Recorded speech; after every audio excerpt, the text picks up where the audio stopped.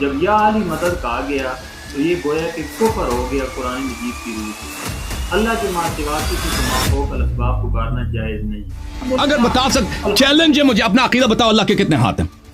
میں بتاؤں گا، بتاؤ۔ لیکن آپ پہلے جواب دو۔ کیوں نہیں بتا رہا؟ کیوں؟ اس لیے نہیں بتا رہا کہ اس کا عقیدہ اتنا گٹیا ہے، اتنا شرک آمیز ہے کہ اس کا ظاہر کرتے ہوئے اس کو شرم آتا ہے۔ نہیں رکھتے، ان کے میزبان ہوتے ہیں۔ تو آج کے پروگرام میں ہمیں فخر ہے کہ ایک عالم دین یہاں پہ تشریف لائیں، اور وہ پچھلے ہفتے بھی ظاہراً ہم ان کے خدمت میں تھے۔ علامہ صاحب سلام علیکم، علامہ خلیل احمد صاحب، خیریت سے ہیں آپ؟ وعلیکم السلام، جی الحمدللہ۔ بہت ذرہ نوازی فرمائیں، آپ یہاں پہ دوبارہ تشریف لائیں۔ جی جی ماشاء اللہ ماشاء اللہ، سب بچے خیریت سے ہیں انشاءاللہ؟ مدرسہ مسجد وغیرہ سب امور صحیح جا رہے ہیں؟ جی الحمدللہ ٹھیک ہے۔ الحمدللہ، آپ کی تشریف آوری کا بڑا شکریہ۔ اور پچھلے ہفتے آپ تشریف لائے تھے، اس میں بھی ہم سے اگر کوئی خطاب ہوا ہے، بے حرمتی ہوئی ہے تو قصدن نہیں ہوئی ہے، ہم آپ سے بہت معذرت مانگتے ہیں۔ خداوند متعالی آپ کو جزائے خیر عنایت فرمائے۔ تو آپ کی خدمت میں ہیں، جو موضوع آپ چڑھنا چاہتے ہیں، جس پہ بحث کرنا چاہتے ہیں، ہم آپ کی خدمت میں حاضر ہیں۔ بسم اللہ الرحمن الرحیم۔ اس پر بات کرنی ہے کہ جو بنیادی چیز ہے عقیدہ کے متعلق، خاص کر عقیدہ توحید کے متعلق، کہ شیعہ حضرات یہ جو نعرہ لگاتے ہیں یا عام ان کو یہ ندا کی آواز لگاتے ہیں یا علی مدد، جی، تو اس حوالے سے بات کرنی ہے کہ قرآن مجید کی روح سے اللہ کے ماں سوا کسی کو بھی ما فوق الاسباب یا کی آواز کے ساتھ ندا کرنا یہ بالکل ناجائز اور حرام ہے۔ جی، اور اس طرح کی آواز کرنے والا قرآن کی روح سے آیت میں آپ کے سامنے ابھی بتا دیتا ہوں، یہ میرے سامنے قرآن مجید ہے، اور سورۃ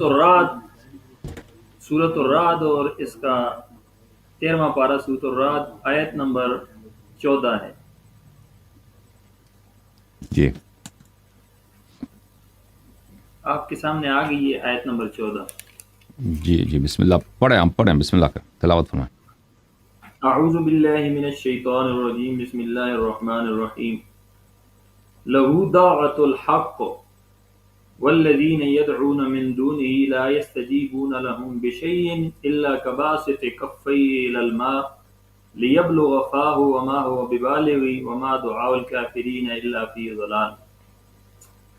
اب اللہ رب العزت ارشاد فرماتے ہیں کہ لہو دعوت الحق، اس اللہ ہی کے لیے ہے پکار سچی۔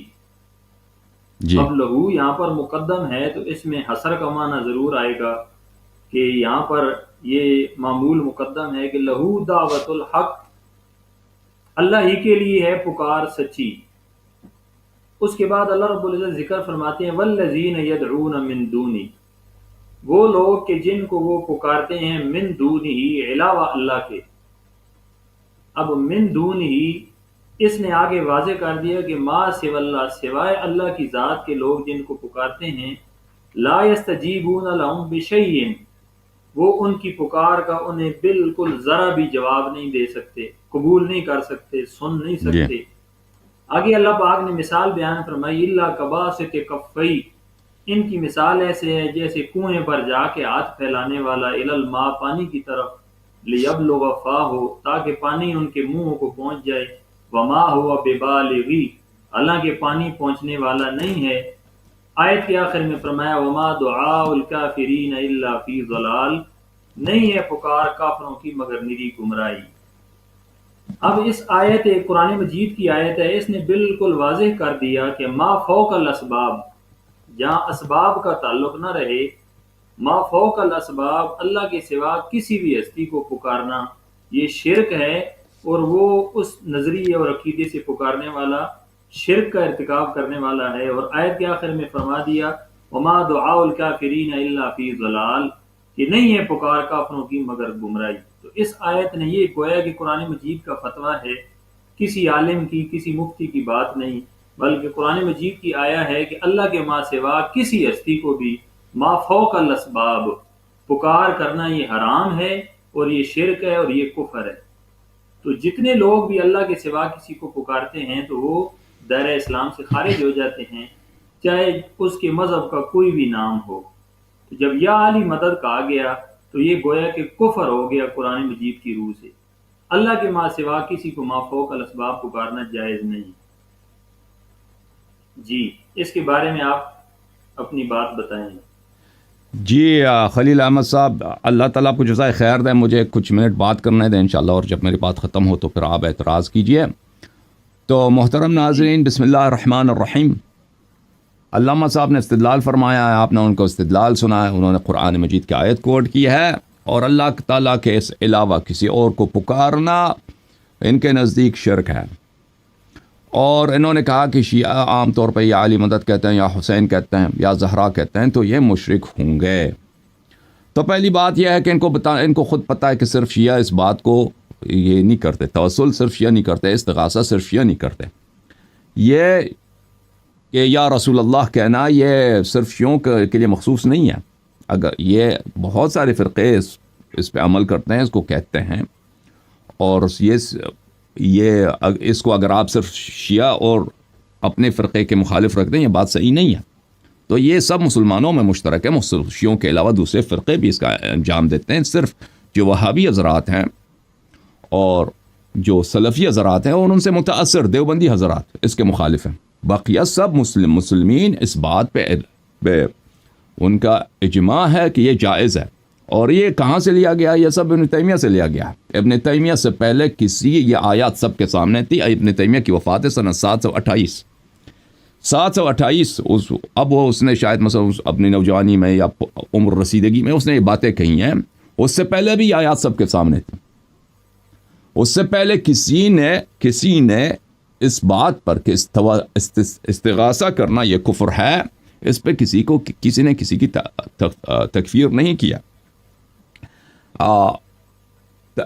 جماعت مخالفین کے ایک بہت ابن تیمیہ کے اپنے زمانے کے ایک بہت ہی بڑے فقیہ گزرے ہیں، مجتہد گزرے ہیں، کہ ان کی بڑی تعریف ہے مخالفین کے کتب میں۔ ان کا نام ہے علی بن عبد الکافی سبکی، اور خود ابن تیمیہ کا معاصر تھا، وہ ابن تیمیہ سے سینئر تھا، اور ابن تیمیہ خود بڑا اس کا احترام کرتا تھا۔ تو ابن تیمیہ نے جب ان خیالات کا اظہار کیا تھا تو علی بن عبد الکافی ملاحظہ فرمائی، یہ کتاب ہے طبقات الحفاظ للسیوطی، چاپ دار الکتب العلمیہ۔ یہاں پر علی بن عبد الکافی کے متعلق وہ فرماتے ہیں، علی بن عبد الکافی السبکی شیخ الاسلام و امام العصر، ان کو شیخ الاسلام کے نام سے، امام عصر کے نام سے سیوطی صاحب پکارتے ہیں۔ وصنف اکثر من 150 مصنفہ، 150 سے زیادہ اس کی تصنیفات ہیں۔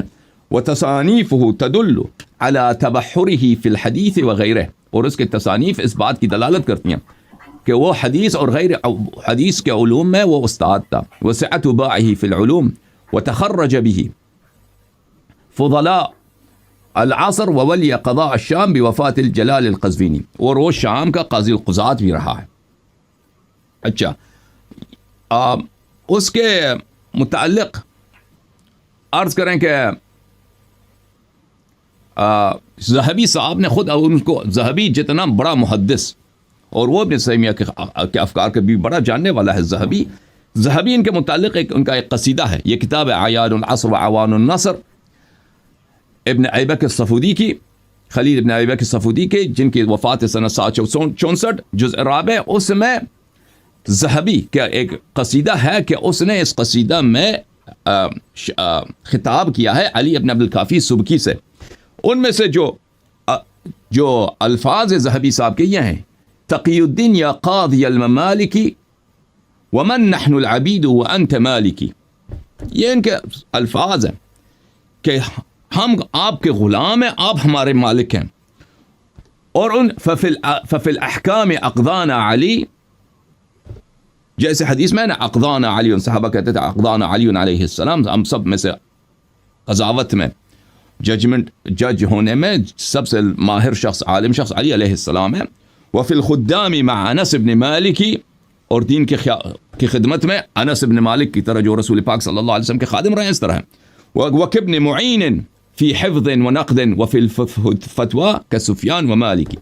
بہرحال اس کی بڑی تعریف ہے. میں اگر چاہوں کہ اس کی تعریفات آپ کی خدمت میں ذکر کروں تو اس بہت لمبا ہو جائے گا، کیونکہ یہ اس کی بڑی بہت ہی زیادہ تعریف ہے.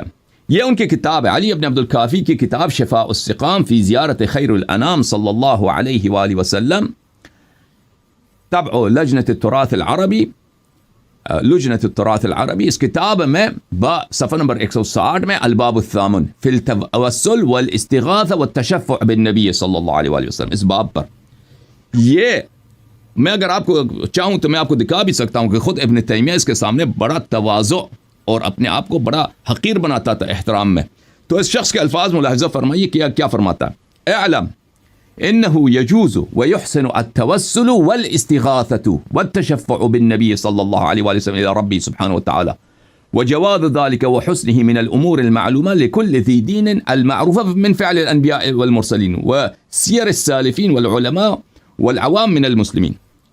کہ توسل اور استغاثہ اور استشفاء کرنا نبی کریم صلی اللہ علیہ وسلم کے بارگاہ میں یہ بلا شک بلا ریب یہ حسن کام ہے، اچھا کام ہے، اور صالحین اور بلکہ انبیاء کی سیرت میں سے. اس کے بعد وہ کہتے ہیں یہ وَلَمْ يُنْكِرْ أَحَدٌ ذَلِكَ مِنْ أَهْلِ الْأَدْيَانِ وَلَا سُمِعَ بِهِ فِي زَمَنٍ مِنَ الْأَزْمَانِ حَتَّى جَاءَ ابْنُ تَيْمِيَّةَ فَتَكَلَّمَ فِي ذَلِكَ.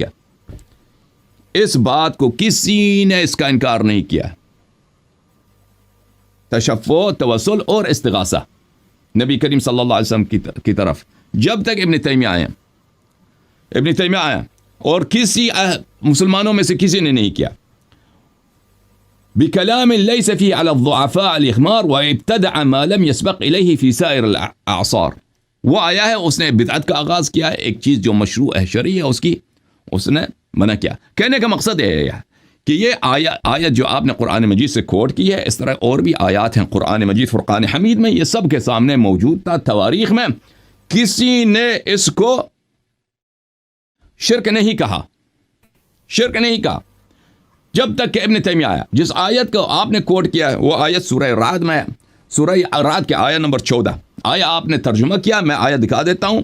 ملاحظہ فرمائیے آیت یہ ہے لہو دعوت الحق، اعوذ باللہ من الشیطان الرجیم، لہو دعوت الحق والذین یدعون من دونہ لا یستجیبون لهم بشیء.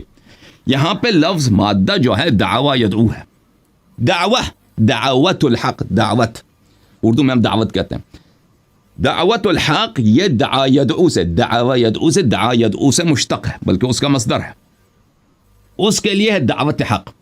والذین یدعون من دونہ، اور جو لوگ اس کی جگہ دوسروں کی دعا یدعو کرتے ہیں.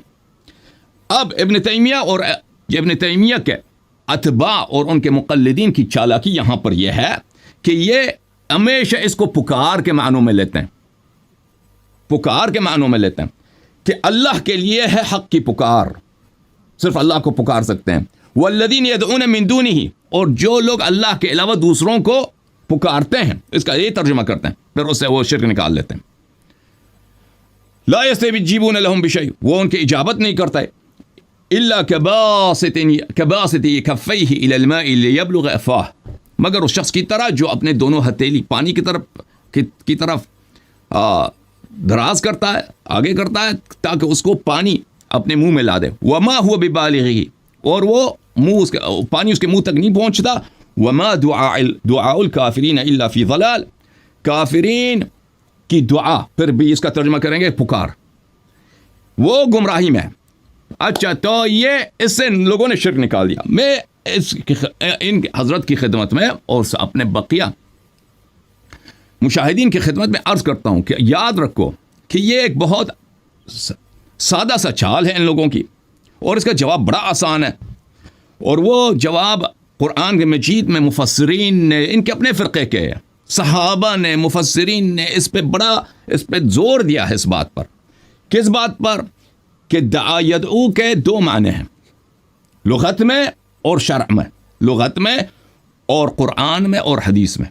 مادہ جو ہے دعا یدعو، ایک معنی وہی ہے عبادت، اور دوسرا معنی ہے، کیا معنی ہے؟ ایک معنی کیا ہے؟ پکار. دوسرا معنی ہے عبادت. تو یہ ہمیشہ جہاں پہ بھی دعا یدعو ہے اس کو پکار کے معنوں میں لیتے ہیں اور اسے یہ نتیجہ نکالتے ہیں کہ آپ نے غیر اللہ کو اگر پکارا تو اس سے آپ شرک مشرک ہو گئے. در حال کہ اس کے دو معنی ہیں. ایک لفظ اگر مشترک ہے معنن دو معانی میں آپ کس طرح اس کو صرف ایک ہی معنی میں ہمیشہ حمل کرتے ہیں؟ اگر دو معانی میں مشترک ہے لفظاً اس کو صرف ایک ہی معنوں میں ہمیشہ حمل کرنا، حالانکہ اس کے لیے قرینے کی ضرورت ہوتی ہے. اور پھر صحابہ، تابعین اور مفسرین کے اقوال، اہل لغت کے اقوال، ان سب کو نظر انداز کر دیتے ہیں. ملاحظہ فرمائیے عزیزی، کتاب تاج العروض من جواہر القاموس للسید مرتضی الحسینی الزبیدی، جو بہت بڑے مجتہد گزرے ہیں جماعت مخالفین کے اور لغوی بھی گزرے ہیں. یہاں پر الدعاء معناہ العبادہ، دعا کا معنی مطلب ہمیشہ پکارنا نہیں ہوتا. بہت دفعہ دعا کا مطلب ہوتا ہے عبادت کرنا. پھر اسی کتاب میں ملاحظہ فرمائیے صفحہ نمبر 51 میں دعا الرجع دعوا ناداہ وصاحبہ. دعا یدعو کا ایک مطلب ہے، کیا مطلب ہے؟ کہ اس نے اس شخص کو پکارا، اس پہ چیخا. والدعاء العبادہ، دعا کا مطلب عبادت بھی ہے. بلی ملاحظہ فرمائیے سنن الترمذی لمحمد ابن عیسیٰ ابن ثورہ الترمذی، چھاپ دار الفکر بیروت لبنان میں سنہ 2005 میں چھپی ہے. صفحہ نمبر 843 میں یہ حدیث ملاحظہ فرمائیے. حدیث روایت کرتے ہیں نعمان ابن بشیر روایت کرتے ہیں نبی کریم صلی اللہ علیہ وآلہ وسلم سے، وقال ربکم ادعونی فاستجب لکم. الدعاء هو العبادہ، دعا کا مطلب ہے یہاں پر عبادت. یہ حدیث ہے. دعا کا مطلب ہمیشہ پکارنا نہیں ہوتا، دعا کا مطلب عبادت بھی ہوتا ہے. ملاحظہ فرمائیے حدیث ہے ترمذی میں صفحہ نمبر 973 میں، حدیث نمبر 3382، الدعاء مخ العبادہ، دعا عبادت ہے. پھر نبی کریم صلی اللہ علیہ وسلم سے روایت الدعاء هو العبادہ. اور نبی کریم صلی اللہ علیہ وسلم نے پھر استشہاد کیا اس آیہ شریفہ پر، قال ربکم ادعونی استجب لکم ان الذین یستکبرون عن عبادتی، میری عبادت کرو، پکارو نہیں. ربکم ادعونی، میری عبادت کرو، استجب لکم، میں اجابت کر دوں گا. ان الذین یستکبرون عن عبادتی سیدخلون جہنم داخرین عن عبادت. نبی کریم صلی اللہ علیہ وسلم نے یہ دکھانے کے لیے کہ دعا عبادت کے معنوں میں ہوتا ہے، آیہ کریم دکھا دیا کہ یہاں پہ دعا عبادت کے معنوں میں آیا. مجھے پکارو نہیں، مجھے میری عبادت کرو. اچھا، یہ اس کے شواہد حدیث میں بہت زیادہ ہیں اور مختلف کتب میں زیادہ وقت آپ کا نہیں لینا چاہتا. جس آیت کی انہوں نے تلاوت فرمائی ہے میں اس کے متعلق آپ کی خدمت میں کچھ آرائز پیش کرنا چاہتا ہوں. محترم ناظرین، یہ خود اپنے آپ کو اہل سنت کہتے ہیں اور شیعوں پہ یہ اعتراض کرتے ہیں کہ تم صحابہ کی توقیر نہیں کرتے، صحابہ سے ہم دین اخذ کرتے ہیں، آپ لوگ اخذ نہیں کرتے. ملاحظہ فرمائیے کتاب بخاری، کتاب ہے کون سی بھائی؟ کتاب ہے بخاری، کتاب البخاری، چھاپ دار احیاء التراث العربی. کتاب چھپی ہے سنہ 2001 میں دار احیاء التراث العربی بیروت لبنان میں. یہاں پر صفحہ نمبر 51 ہے. حدیث ملاحظہ فرمائیے، باب قول النبی صلی اللہ علیہ وآلہ وسلم اللہم علمہ الکتاب. نبی کریم صلی اللہ علیہ وسلم کا یہ جملہ کہ اے اللہ اس کو قرآن کا علم عطا فرما. کس کو؟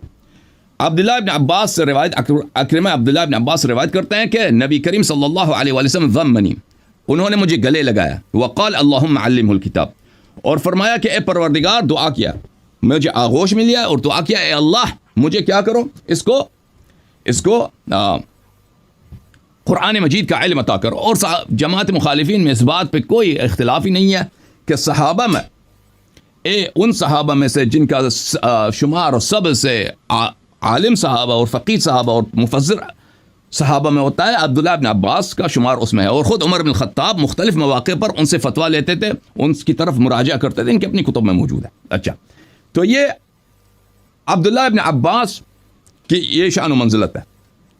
آیا انہوں نے تلاوت کیا سورہ رعد ہے بھائی، آیا نمبر 14. اب میں آپ کے کچھ تفاسیر میں دکھا دیتا ہوں.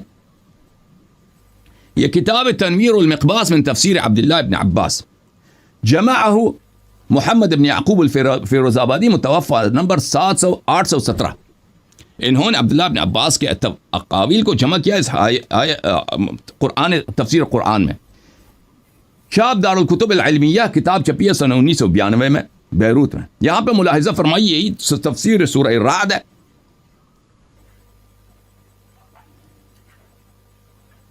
تفسیر والذین یدعون من دونہ لا یستجیبون لهم بشیء. والذین یدعون، دیکھیں عبداللہ بن عباس اس آیہ کا ترجمہ کیسے کرتے ہیں. والذین یعبدون من دونہ یعنی من دون اللہ. یدعون سے مراد علامہ صاحب، یدعون سے مراد پکارنا نہیں ہے. اگر پکارنا ہوتا نا، ابھی آئے گا، میں بس میں اس آیہ کی تفسیر کر دوں. آپ نے تفسیر کیا، میں بھی تفسیر کر دوں، پھر آپ کی باری ہے. یدعون سے اگر پکارنے سے مراد، اگر یدعو سے مراد پکارنا ہوتا نا تو سب لوگ توحید محال ہی ہوتا، کیونکہ آپ نماز بھی پڑھتے ہیں نا، ہم نماز میں آپ کے تحیات ہوتے ہیں، السلام علیکہ ایھا النبی. علامہ صاحب ایھا النبی آپ کو پتہ ہے، اے حرف ندا ہے، ہا حرف تنبیہ ہے. ایھا النبی صلی اللہ علیہ وآلہ وسلم، یہ خطاب ہے، یہ ندا ہے، یہ پکار ہے، یہ دعا یدعو ہے. آپ پکار رہے ہیں نبی کریم صلی اللہ علیہ وآلہ وسلم کو، اور وہ دنیا سے جا چکے ہیں. اور اسی طرح آپ زندہ جانوں کو پکارتے ہیں، حیوانوں کو، کوئی شخص اپنے کتے کو پکارتا ہے، کوئی شخص اپنے گدے کو پکارتا ہے، انسانوں کو پکارا جاتا ہے، صدر مملکت کو عالم جاہل سب کو پکارتے ہیں. اگر پکارنا شرک ہوتا بھائی صاحب، نماز ایک مشرکانہ عمل ہوتی ہے کہ نماز میں پکار ہے، نماز میں غیر اللہ کی پکار ہے. اس کی دلیل کیا؟ تحیات، السلام علیکہ ایھا النبی. والذین یدعون، عبداللہ ابن عباس، یعبدون من دون اللہ لا یستجیبون لهم بشیء. اچھا، وما دعاء الکافرین عبادت الکافرین الا فی ضلال. فرمایا کہ دعاء الکافرین سے کیا مراد ہے؟ عبادت الکافرین. اچھا، بہت ہی معتبر تفسیر ہے مخالفین کی، بلکہ سب سے معتبر تفسیر کون سے؟ تفسیر طبری، محمد ابن جریر طبری، کہ اس جیسا تفسیر خود ان کے علماء کا اجماع کسی نے نہیں لکھا. اور یہ سب صحابہ، بلکہ اس میں کچھ احادیث نبی صلی اللہ علیہ وسلم کی بھی ہیں، اور صحابہ اور تابعین کے اقوال ہیں. یہ کتاب تفسیر الطبری چاپ مکتبۃ ابن تیمیہ بتحقیق شیخ محمود محمد شاکر، جلد نمبر 16، کتاب صفحہ نمبر 402، تفسیر سورہ رعد. ابن عباس سے روایت سند کے ساتھ، والذین یدعون من دونہ لا یستجیبون لهم بشیء الا وما دعاء الکافرین فی ضلال مثل الاوثان الذین یعبدونها من دون اللہ. یدعون من دون اللہ، یعبدون من دون اللہ. اچھا، فرمایا یقول اللہ، اللہ کہتا ہے لا تستجیب الآلہۃ ولا تنفع الذین یعبدونها حتى یبلغ کفا حذیفہ وما ہما ببالغتین افاہ ابدا.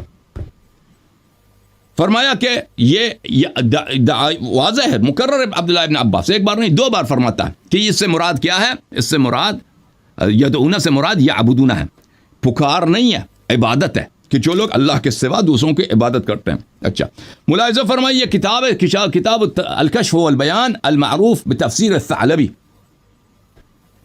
جلد نمبر 5. یہ بھی جماعت مخالفین کی تفسیر ہے، شیعوں کی کوئی تفسیر نہیں. یہ بھی بہت پرانے عالم، سن 427 ان کی وفات ہے. کتاب چھپی سن 2002 دار احیاء التراث بیروت میں. ملاحظہ فرمائیے، تفسیر سورہ رعد والذین یدعون من دونہ لا یستجیبون لهم بشیء. اس آیہ کی تفسیر میں یہ فرماتے ہیں والذین یدعون من دونہ یعنی المشرکین الذین یعبدون الاصنام من دون اللہ. یدعون سے مراد یعبدون ہے، یدعون سے مراد یعبدون ہے. اچھا، میں ایک دور مزید دکھاؤں. تفسیر البغوی معالم التنزیل ابو محمد ابن مسعود البغوی، متوفى نمبر 516، چاپ دار الطیبہ، جلد نمبر 4. ملاحظہ فرمائی یہاں پر والذین یدعون من دون اللہ، اس آیہ کی تفسیر میں فرماتے ہیں والذین یدعون من دونہ ای یعبدون الاصنام من دون اللہ. عبادت اصنام کو یہاں پر کیا کہا گیا ہے؟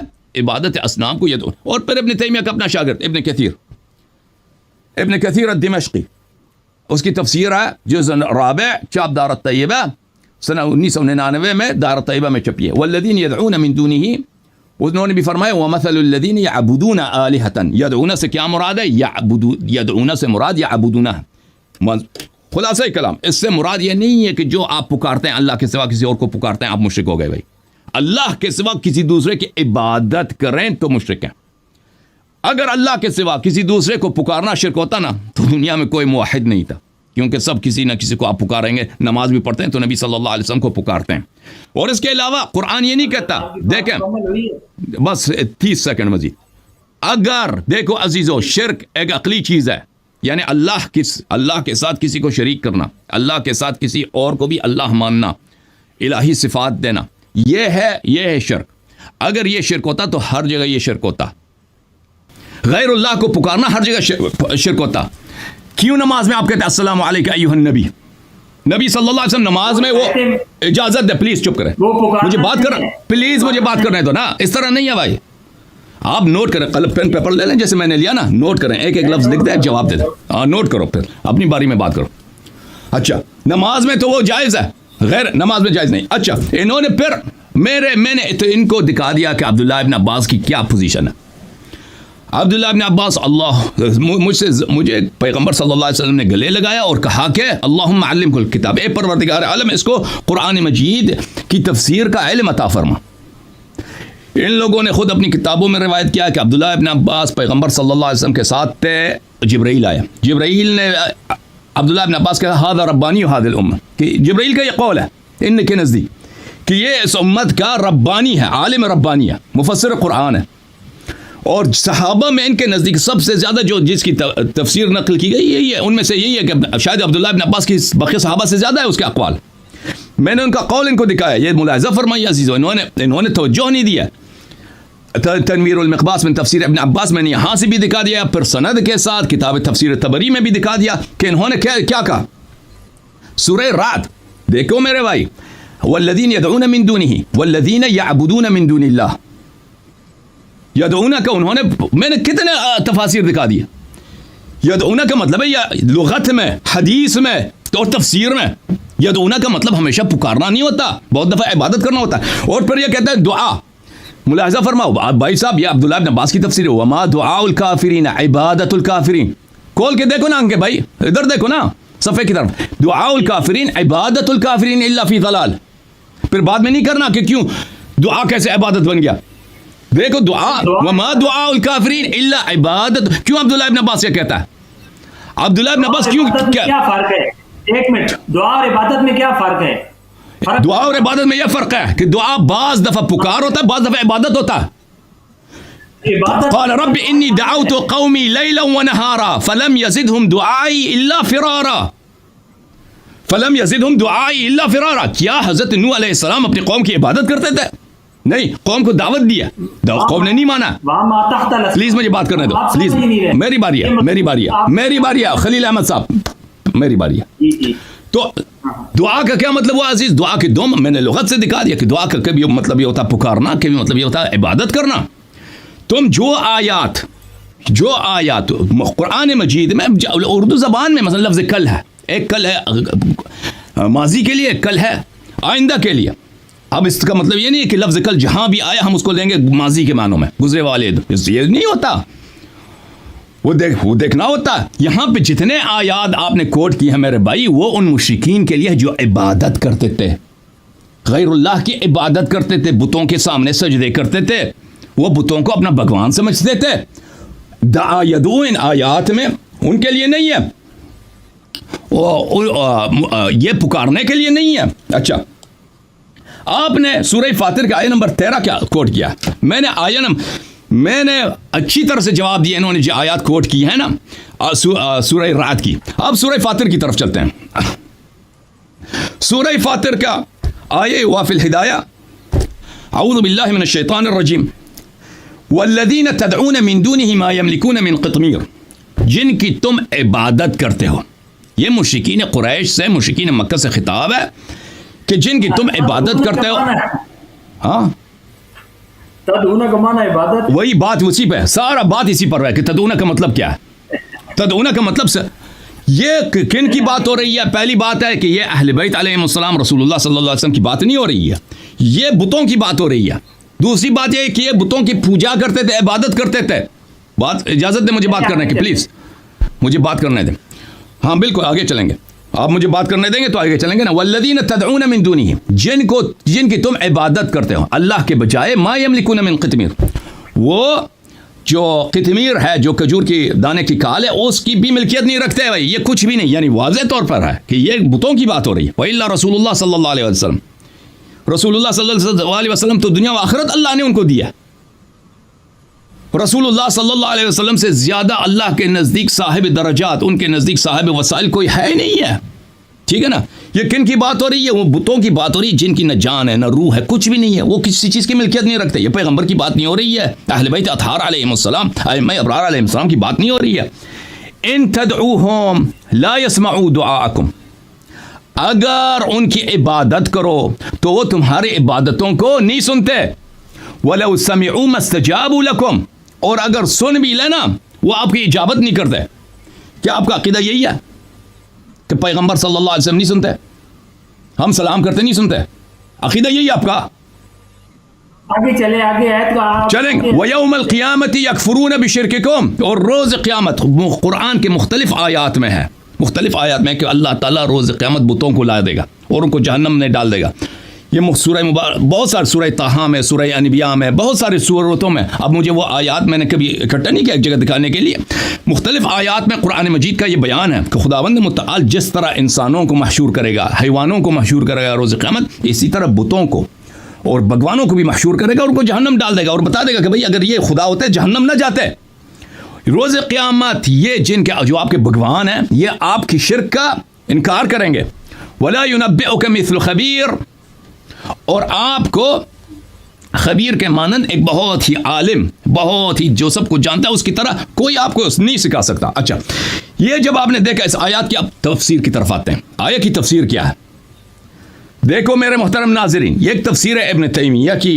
ابن تیمیہ وہ اس میں منفرد ہے, پوری دنیا کو اسے مشرک بنا دیا, کافر بنا دیا, سب مسلمانوں کو مشرک بنا دیا. نماز بھی شرک ہو گیا بھائی, کہ نماز میں ہم پکارتے ہیں, وہ نماز میں آپ پکارتے ہو السلام علیکہ, اس کو لوٹ کریں, آپ جواب دے دیں السلام علیکہ ایھا النبی.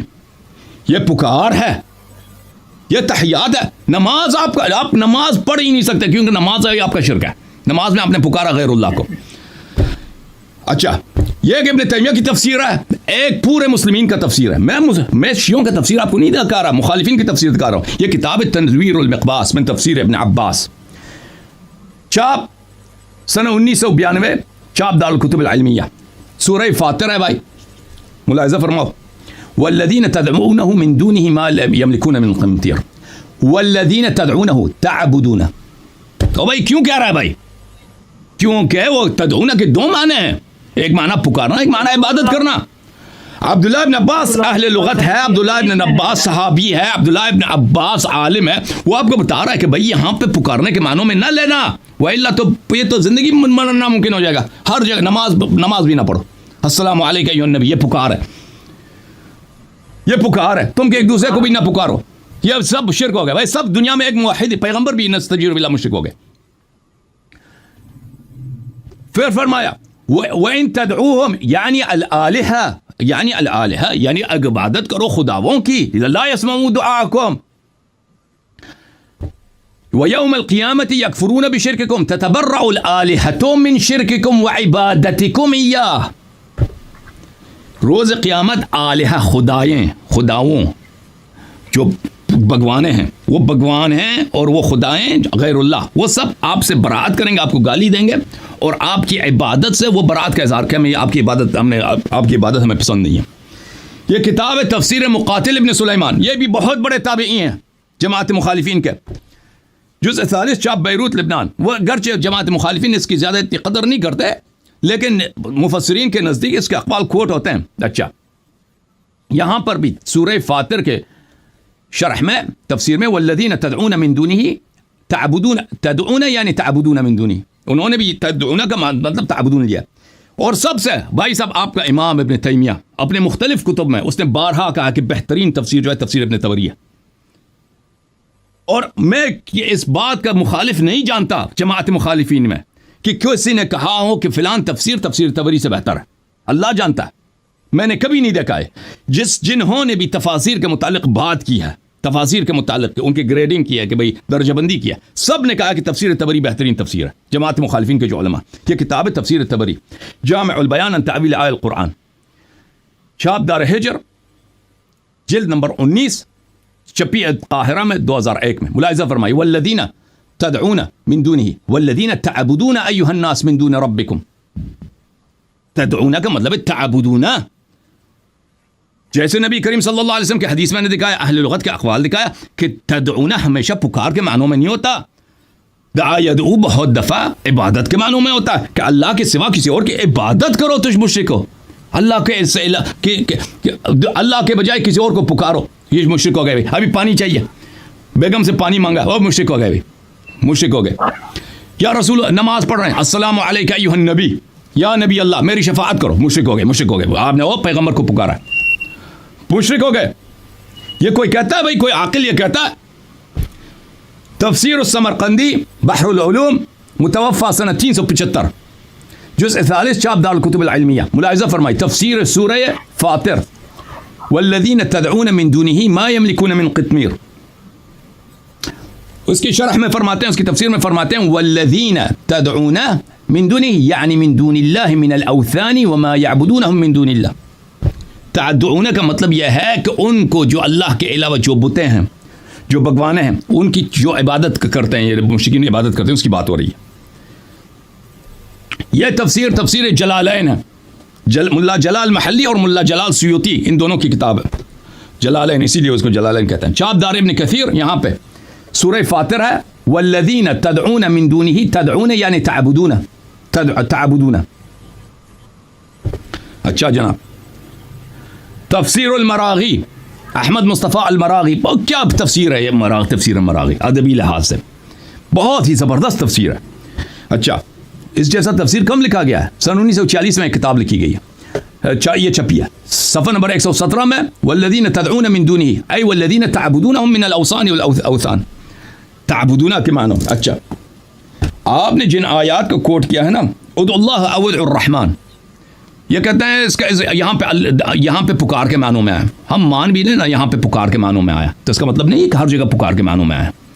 ہم نہیں کہتے قرآن مجید میں ہمیشہ لفظ دعا یدعو عبادت کے معنوں میں, ہم یہ نہیں کہتے عزیز, اچھی طرح یاد کریں. جیسے اردو زبان میں لفظ کل جو ہے مشترک لفظی ہے, یہ ہمیشہ ایک معنوں میں استعمال نہیں ہوتا. میں 2 منٹ میں لفظ کل مثلا 5 دفعہ استعمال کروں, ہو سکتا ہے 3 دفعہ ماضی کے معنوں میں, 2 دفعہ مستقبل کے معنوں میں استعمال ہو. یہ کانٹیکسٹ پہ ڈیپینڈ کرتا ہے, وہ قرائن پہ ڈیپینڈ کرتا ہے, ٹھیک ہے نا. اسی طرح میں نہیں کہتا کہ بھائی دعا یدعو ہر جگہ عبادت کے معنوں میں آیا, نہیں. ہم کہتے ہیں کہ بعض جگہ عبادت کے معنوں میں آیا, بعض جگہ پکارنے کے معنوں میں آیا ہے. اگر آپ نے ادعوا اللہ او ادعوا الرحمن, چاہے اللہ کہہ کے پکارو چاہے رحمان کہہ کے پکارو, یہ اگر آپ نے ثابت بھی کیا نا کہ یہاں پہ پکار کے معنوں میں, اگرچہ یہاں پر بھی عبادت کے معنوں میں ہو سکتا ہے, چاہے اللہ کی عبادت کرو چاہے رحمان کی عبادت کرو, ایک ہی ہے. یا مثلا پکارنے کے معنوں میں بھی لے لیں, کوئی بات نہیں, لیکن اس کا مطلب یہ نہیں کہ ہر جگہ قرآن میں جہاں بھی ہے, جتنے بھی ہیں, ہر جگہ پھر دوسرے معنوں میں استعمال نہیں ہو سکتا. یہ کون سا قاعدہ ہے بھائی؟ اچھا, اس کے علاوہ اللہ آپ نے کہا کہ مخلصین لہ الدین, دین یہاں پہ عبادت کے معنوں, پکار کے معنوں میں, پکار کے معنوں. اس سے کیا تعلق ہے ہماری بات کا؟ مخلصین لہ الدین, اس کا کیا تعلق؟ آپ نے جو آیت کوٹ کیا نا, پکار دعا کا ترجمہ ہے نا. پکار دیکھو, آپ کہتے ہیں مخلصین لہ الدین, آپ کہتے ہیں یہاں دین جو ہے نا, دین طاعت کو بولتے ہیں. مخلصین لہ الدین, مخلصین اس اللہ کے طاعت میں. اگر آپ اس کو پکار کے معنوں میں بھی لے لیں تو اس سے کیا ثابت ہوا کہ غیر اللہ کو پکارنا شرک ہے؟ یہ اس عبارت سے یہ کیسے ثابت ہوا بھائی کہ یہ لوگ اللہ کے دیکھو. آپ دوبارہ اس آیت, اچھی بات ہے, دوبارہ میں آپ سے درخواست کرتا ہوں, دوبارہ اس آیت کو پڑھیے, استدلال کریے, تاکہ ہمیں پتہ چلے کہ آپ نے اس عبارت سے غیر اللہ کو پکارنا شرک کیسے بنا دیا. غیر اللہ کی عبادت, بتوں, وہ دیکھو وہ لوگ جو بتوں کو پکارتے بھی تھے نا, وہ اللہ کہہ کر پکارتے تھے. یہ جو آیات آپ کوٹ کر رہے ہیں نا کہ مثلا کوئی فرشتے کو پکارتا ہے, کوئی ستارے کو پکارتا ہے, کوئی اپنے بھگوان کو پکارتا ہے, تو ان کے پکار بھی اسی نیت کے ساتھ ہے کہ یہ اللہ کو اللہ سمجھ کر ان کو پکارتے تھے, خدا سمجھ کر ان کو پکارتے تھے, یا خدا کا شریک ان کو سمجھ کے پکارتے تھے. تو ان کے پکار ہمیشہ شرک تھا, ٹھیک ہے نا. تو اس سے ہمارا کیا تعلق ہے؟ ٹھیک ہے نا. تو بہرحال میں آپ سے چاہتا ہوں کہ آپ اس آیت کو دوبارہ پڑھیں, دوبارہ توضیح دے دیں کہ اس سے ہمارا کیا تعلق ہے بھائی. اوکے, بسم اللہ. سورہ یونس کی آیت سے جو نکات میں نے ان کو بتا دیا بھائی، میں نے بتا دیا آپ کو کہ تفسیر میں، لغت میں، حدیث میں دعا یدعو کے دو معنی ہیں، ایک معنی عبادت کے، ایک معنی پکار کے. اس کا جواب دے دیجئے. میں نے آپ کی خدمت میں بتا دیا کہ یہ شیعہ کے منفردات میں سے نہیں ہے، باقی مسلمان بھی اس کو کہتے ہیں. تو آپ صرف شیعہ کو اتہام نہ لگائیں. آپ یہ کہہ دیں، آپ کا موقف یہ ہونا چاہیے کہ سب مسلمان کافر مشرک ہیں، صرف آپ مسلمان، آپ کا فرقہ مسلمان، یہ آپ کا موقف ہونا چاہیے. پھر آپ نے اس بات کا جواب نہیں دیا کہ اس بات کا پلیز جواب دے دینا. میں آپ کو دوبارہ کہہ دیتا ہوں کیونکہ آپ نے نوٹ نہیں کیا کہ ابن تیمیہ سے پہلے یہ آیات تو سب کے سامنے تھی نا. سن 8 صدی ہجری میں تو نازل نہیں آیا، یہ تو پہلے سے تھی. کسی نے کیوں نہیں کہا یہ شرک ہے؟ کیوں ابن تیمیہ کہتا ہے؟ بتا دو، دکھاؤ، افادہ کرو. اس سے پہلے تابعین، تبع تابعین کے ماننے والے تھے، وہ شرک نہیں کرتے تھے. ثابت کرو کہ ابن تیمیہ سے پہلے بھی کسی نے کہا ہے کہ غیر اللہ کو پکارنا شرک ہے. ثابت کرو، بسم اللہ، ہم استفادہ کریں گے، سیکھنا چاہتے ہیں. میرے لیے ابن تیمیہ دلیل ہی نہیں، آپ اس کو پیش نہ کریں میرے سامنے. نہیں، آپ کے لیے دیکھو عزیز، آپ کے لیے ابن تیمیہ کی معرفت، ابن تیمیہ کی تفسیر کو آپ حجت مان رہے ہیں. ہم کہہ رہے ہیں کہ یہ تفسیر بدعت ہے، یہ تفسیر بعد میں وجود میں آئی ہے. یہ تفسیر سب مسلمانوں کو مشرک بنا رہی ہے. یہ تفسیر عقل کے خلاف، سنت کے خلاف، لغت کے خلاف ہے یہ تفسیر، اور ایک جاہلانہ تفسیر ہے. اگر یہ تفسیر عالمانہ تفسیر ہے، ابن تیمیہ کی جو تفسیر ہے کہ دعا یدعو پکار کو اس نے ہر جگہ دعا یدعو ہے، اس کو نے پکار کے معنوں میں لیے ہیں، تو اس سے پہلے کسی نے کیوں نہیں کہا؟ ہمیں بتا کیا شرک ہے. آپ نہ بولیں، میں خاموش. بسم اللہ. سب سے پہلے بنیادی بات یہ ہے کہ آپ نے اس کو سمجھا ہی نہیں کہ ایک پکار ہے ما تحت الاسباب اور ایک ہے ما فوق الاسباب. ان دونوں میں زمین آسمان کا فرق ہے. ما تحت الاسباب یہ ہے کہ ایک بندہ، دوسرا بندہ اس کے سامنے ہے، مثلا ایک آدمی روڈ پہ جا رہا ہے، اس کی گاڑی خراب ہو گئی اور ساتھ بندہ بیٹھا ہوئے کہتا ہے یار نیچے اترو، میری گاڑی کو دھکا لگاؤ. اب اس نے اس کو بھی آواز دی ہے، لیکن یہ سامنے سن رہا ہے، موجود ہے. اب یہ شرک نہیں ہوگا کیونکہ اسباب کے دائرے میں اس نے اس کو آواز دی ہے. اب یہی بندہ اگر اجازت دیں گے ایک سوال کرنا؟ ایک منٹ اس کی حدیث دکھاؤ ہمیں. یہ ہے اس کی حدیث دکھاؤ ہمیں. اس کی حدیث دکھاؤ ہمیں کہ اگر سامنے موجود ہے، یا قرآن کی آیت اگر سامنے موجود ہے تو وہ شرک نہیں ہے. ٹھیک ہے نا؟ اس کی حدیث دکھاؤ. ابھی جو بات کی 712 تک کوئی اس کا قائل نہیں تھا، اس پہ آپ حدیث دکھا سکتے ہیں. میں نے دکھا دیا نا، میں نے دکھا دیا. علی ابن عبد الکافی کا قول واضح طور پر دکھا دیا. میں نے دکھا دیا کہ ابن تیمیہ سے پہلے کسی نے اس کا قائل نہیں تھا. قرآن مجید کے سامنے کوئی قول نہیں ہے. ابھی سنیں، قرآن مجید وہ نہیں کہہ رہا جو آپ کہہ رہے ہیں. ایک منٹ، سورہ ابھی آپ نے یہ جو آیت دیکھی نا، سورہ یونس کی آیت نمبر 22 کی طرف آج جو آپ کہتے ہیں اس میں کیسے شرک ہے، دیکھیں. اعوذ باللہ من الشیطان الرجیم. هو الذی یسیرکم فی البر والبحر. اللہ احسان کے طور پہ ذکر فرما رہے ہیں کہ میں تمہیں چلاتا ہوں خشکی اور تری کے اندر، حتی اذا کنتم فی الفلک، یہاں تک کہ جب تم کشتی میں ہوتے ہو، وجرین بہم بریح طیبہ، اور کشتی تمہیں لے کے جا رہی ہوتی ہے خوشگوار ہوا کے اندر، وفرحوا بہا، اور خوش ہو رہے ہوتے ہیں، حتی اذا جاءت ریح عاصف، اچانک اکھاڑ دینے والی ہوا آ جاتی ہے، وجاءہم الموج من کل مکان، ہر طرف سے موجیں آ جاتی ہیں، وظنوا، اور یہاں ظنوا بمعنی ایقنوا، یہ وہ یقین کر لیتے ہیں کہ انہ محیط بہم، کہ ان کا گھیرا تنگ ہو گیا ہے. دعوا اللہ مخلصین لہ الدین، وہ پکارتے ہیں اللہ کو اس حال میں کہ خالص کر رہے ہوتے ہیں پکار کو. یہاں مخلصین یہ حال ہے، دعو کی واو ضمیر سے حال واقع ہو رہا ہے، ذوالحال اور حال ہے. معنی یہ ہوتا ہے کہ وہ پکار رہے ہوتے ہیں اللہ کو اس حال میں کہ خالص کرنے والے ہیں پکار کو. ورنہ آپ مجھے بتائیں، وہ کشتی کے اندر سفر کر رہے ہیں، ان کا وضو ہی نہیں ہے، نماز نہیں پڑھ سکتے اور کوئی عبادت نہیں کر سکتے. یہاں قرآن کی آیت سے ہر حال میں ثابت ہو رہا ہے کہ وہ پکارنے والے تھے اور تھے بھی مشرکین. ایک منٹ ہنسنا نہیں ہے ابھی آپ نے. دعوا اللہ مخلصین لہ الدین، قرآن کی آیت سے مسئلہ ثابت ہو رہا ہے. اللہ فرماتے ہیں وہ اللہ کو پکارتے تھے اس حال میں خالص کرنے والے تھے پکار کو. اب آگے کیا فرماتے ہیں؟ لئن انجیتنا، وہ کہتے ہیں اے اللہ اگر آپ نے ہمیں نجات دے دی. یعنی کیا مطلب؟ اس سے پہلے ہم آپ کو ماننے والے نہیں تھے، شرک کرتے تھے. اگر آج آپ نے ہمیں نجات دے دی من ہذہ، اس مصیبت سے، آج اگر ہم دریا سے پار لگ گئے، لنکونن من الشاکرین، ہم ضرور شکر گزار ہوں گے. یہاں ابن عباس کا معنی موجود ہے تفسیر ابن عباس کے اندر کہ وہ کہتے ہیں ای موحدین، کہ ہم موحد ہو جائیں گے، اللہ کی وحدانیت کے قائل ہو جائیں گے. باقی میں آپ کو قرآن کی آیت کا حوالہ دیتا ہوں کہ اس کے اندر موجود ہے، اللہ خود فرما رہے ہیں کہ مشرک شرک والا ہوتا ہی وہ ہے جو اللہ کو بھی مانتا ہے۔ یہ آیت نمبر 106 ہے، سورۃ یوسف کی آیت نمبر 106۔ اس میں اللہ فرماتے ہیں کہ وما یؤمن اکثرهم باللہ الا وهم مشرکون۔ ماشاء اللہ، اب اس ایسی واضح بات آ گئی، وما یؤمن اکثرهم باللہ الا وهم مشرکون۔ اللہ فرماتے ہیں زمین پر رہنے والے اکثر مجھے نہیں مانتے مگر ساتھ شرک بھی کرتے ہیں۔ اس آیت سے پتہ یہ چلا کہ مشرک ہوتا ہی وہ ہے جو اللہ کو بھی مانتا ہے، اللہ پر بھی اس کا ایمان ہوتا ہے، اور غیروں کو بھی مصیبتوں میں آوازیں دیتا ہے، دکھوں میں غیروں کو بھی آوازیں دیتا ہے۔ شرک کہتی اس کو ہے کہ اللہ کے علاوہ جو بھی ذات ہے اس کے اندر وہ والی صفتیں مان لینا جو اللہ کی صفتیں ہیں۔ اب ہر جگہ سے دیکھنا، ہر جگہ سے سننا، ہر کسی کی سننا، ہر ایک کے دل کے حال کو جاننا، یہ اللہ کی صفت ہے۔ اس لیے یا کا جو لفظ ہے یہ اللہ کے ساتھ لگتا ہے۔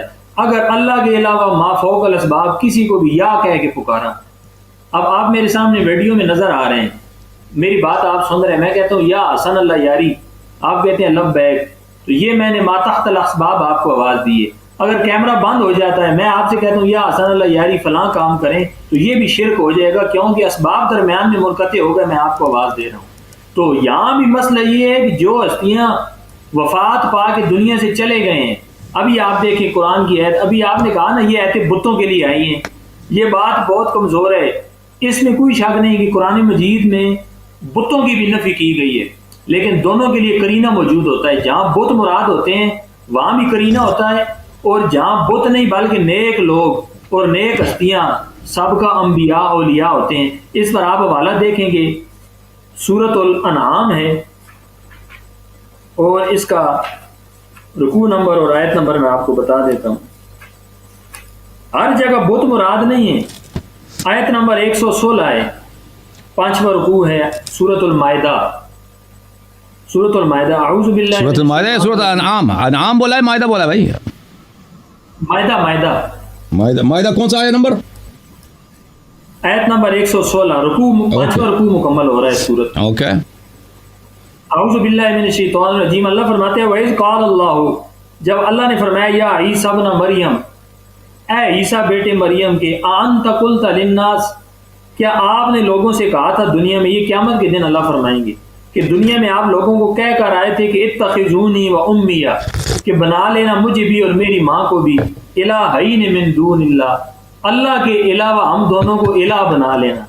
اب اس سے یہ ایک منٹ میں آپ کو سمجھا رہا ہوں، ایک منٹ، آپ نے کہا نا اس سے مراد بت ہیں، بت نہیں ہوتا، جہاں بھی من دون اللہ کا لفظ آئے گا وہاں بت والی بت کا قرینہ ہوتا ہے۔ اب یہاں نیک لوگ مراد ہیں، اب یہاں پر من دون اللہ سے مراد، آپ نے کہا نا کہ وہاں آپ اگر گرامر سمجھتے ہوتے تو آپ یہ اعتراض ہی نہ کرتے، جہاں پر واو نون آ جائے، ہمیشہ واو اور نون یہ ذوی العقول کے لیے آتی ہے جی، واو اور نون، الذین یسمعوا، یہ الفاظ بت کے لیے نہیں آتے، بت کے لیے نہیں آتے، بت کے لیے ذوی العقول جو ہوتا ہے جن میں عقل ہوتی ہے، بت میں عقل ہے، ذوی العقول کے لیے واو نون آئے گی۔ یہاں لا یسمعوا دعاءکم، وہ آپ کی پکار نہیں سن سکتے، کیسے آپ بت ثابت کر رہے ہیں؟ اس سے مراد وہ لوگ ہیں نیک ہستیاں جو وفات پا گئی ہیں۔ پھر اس پر آپ حوالہ لے لیں کہ سورت الحمدللہ قرآن کے اندر اس کے حوالے بہت زیادہ ہیں، سینکڑوں نہیں ہزاروں دلائل موجود ہیں۔ سورۃ الاعراف 9واں پارہ، اس کی آیت نمبر 194 ہے۔ سورۃ الاعراف 9واں پارہ، اس کی آیت نمبر 194۔ اعوذ باللہ من الشیطان الرجیم۔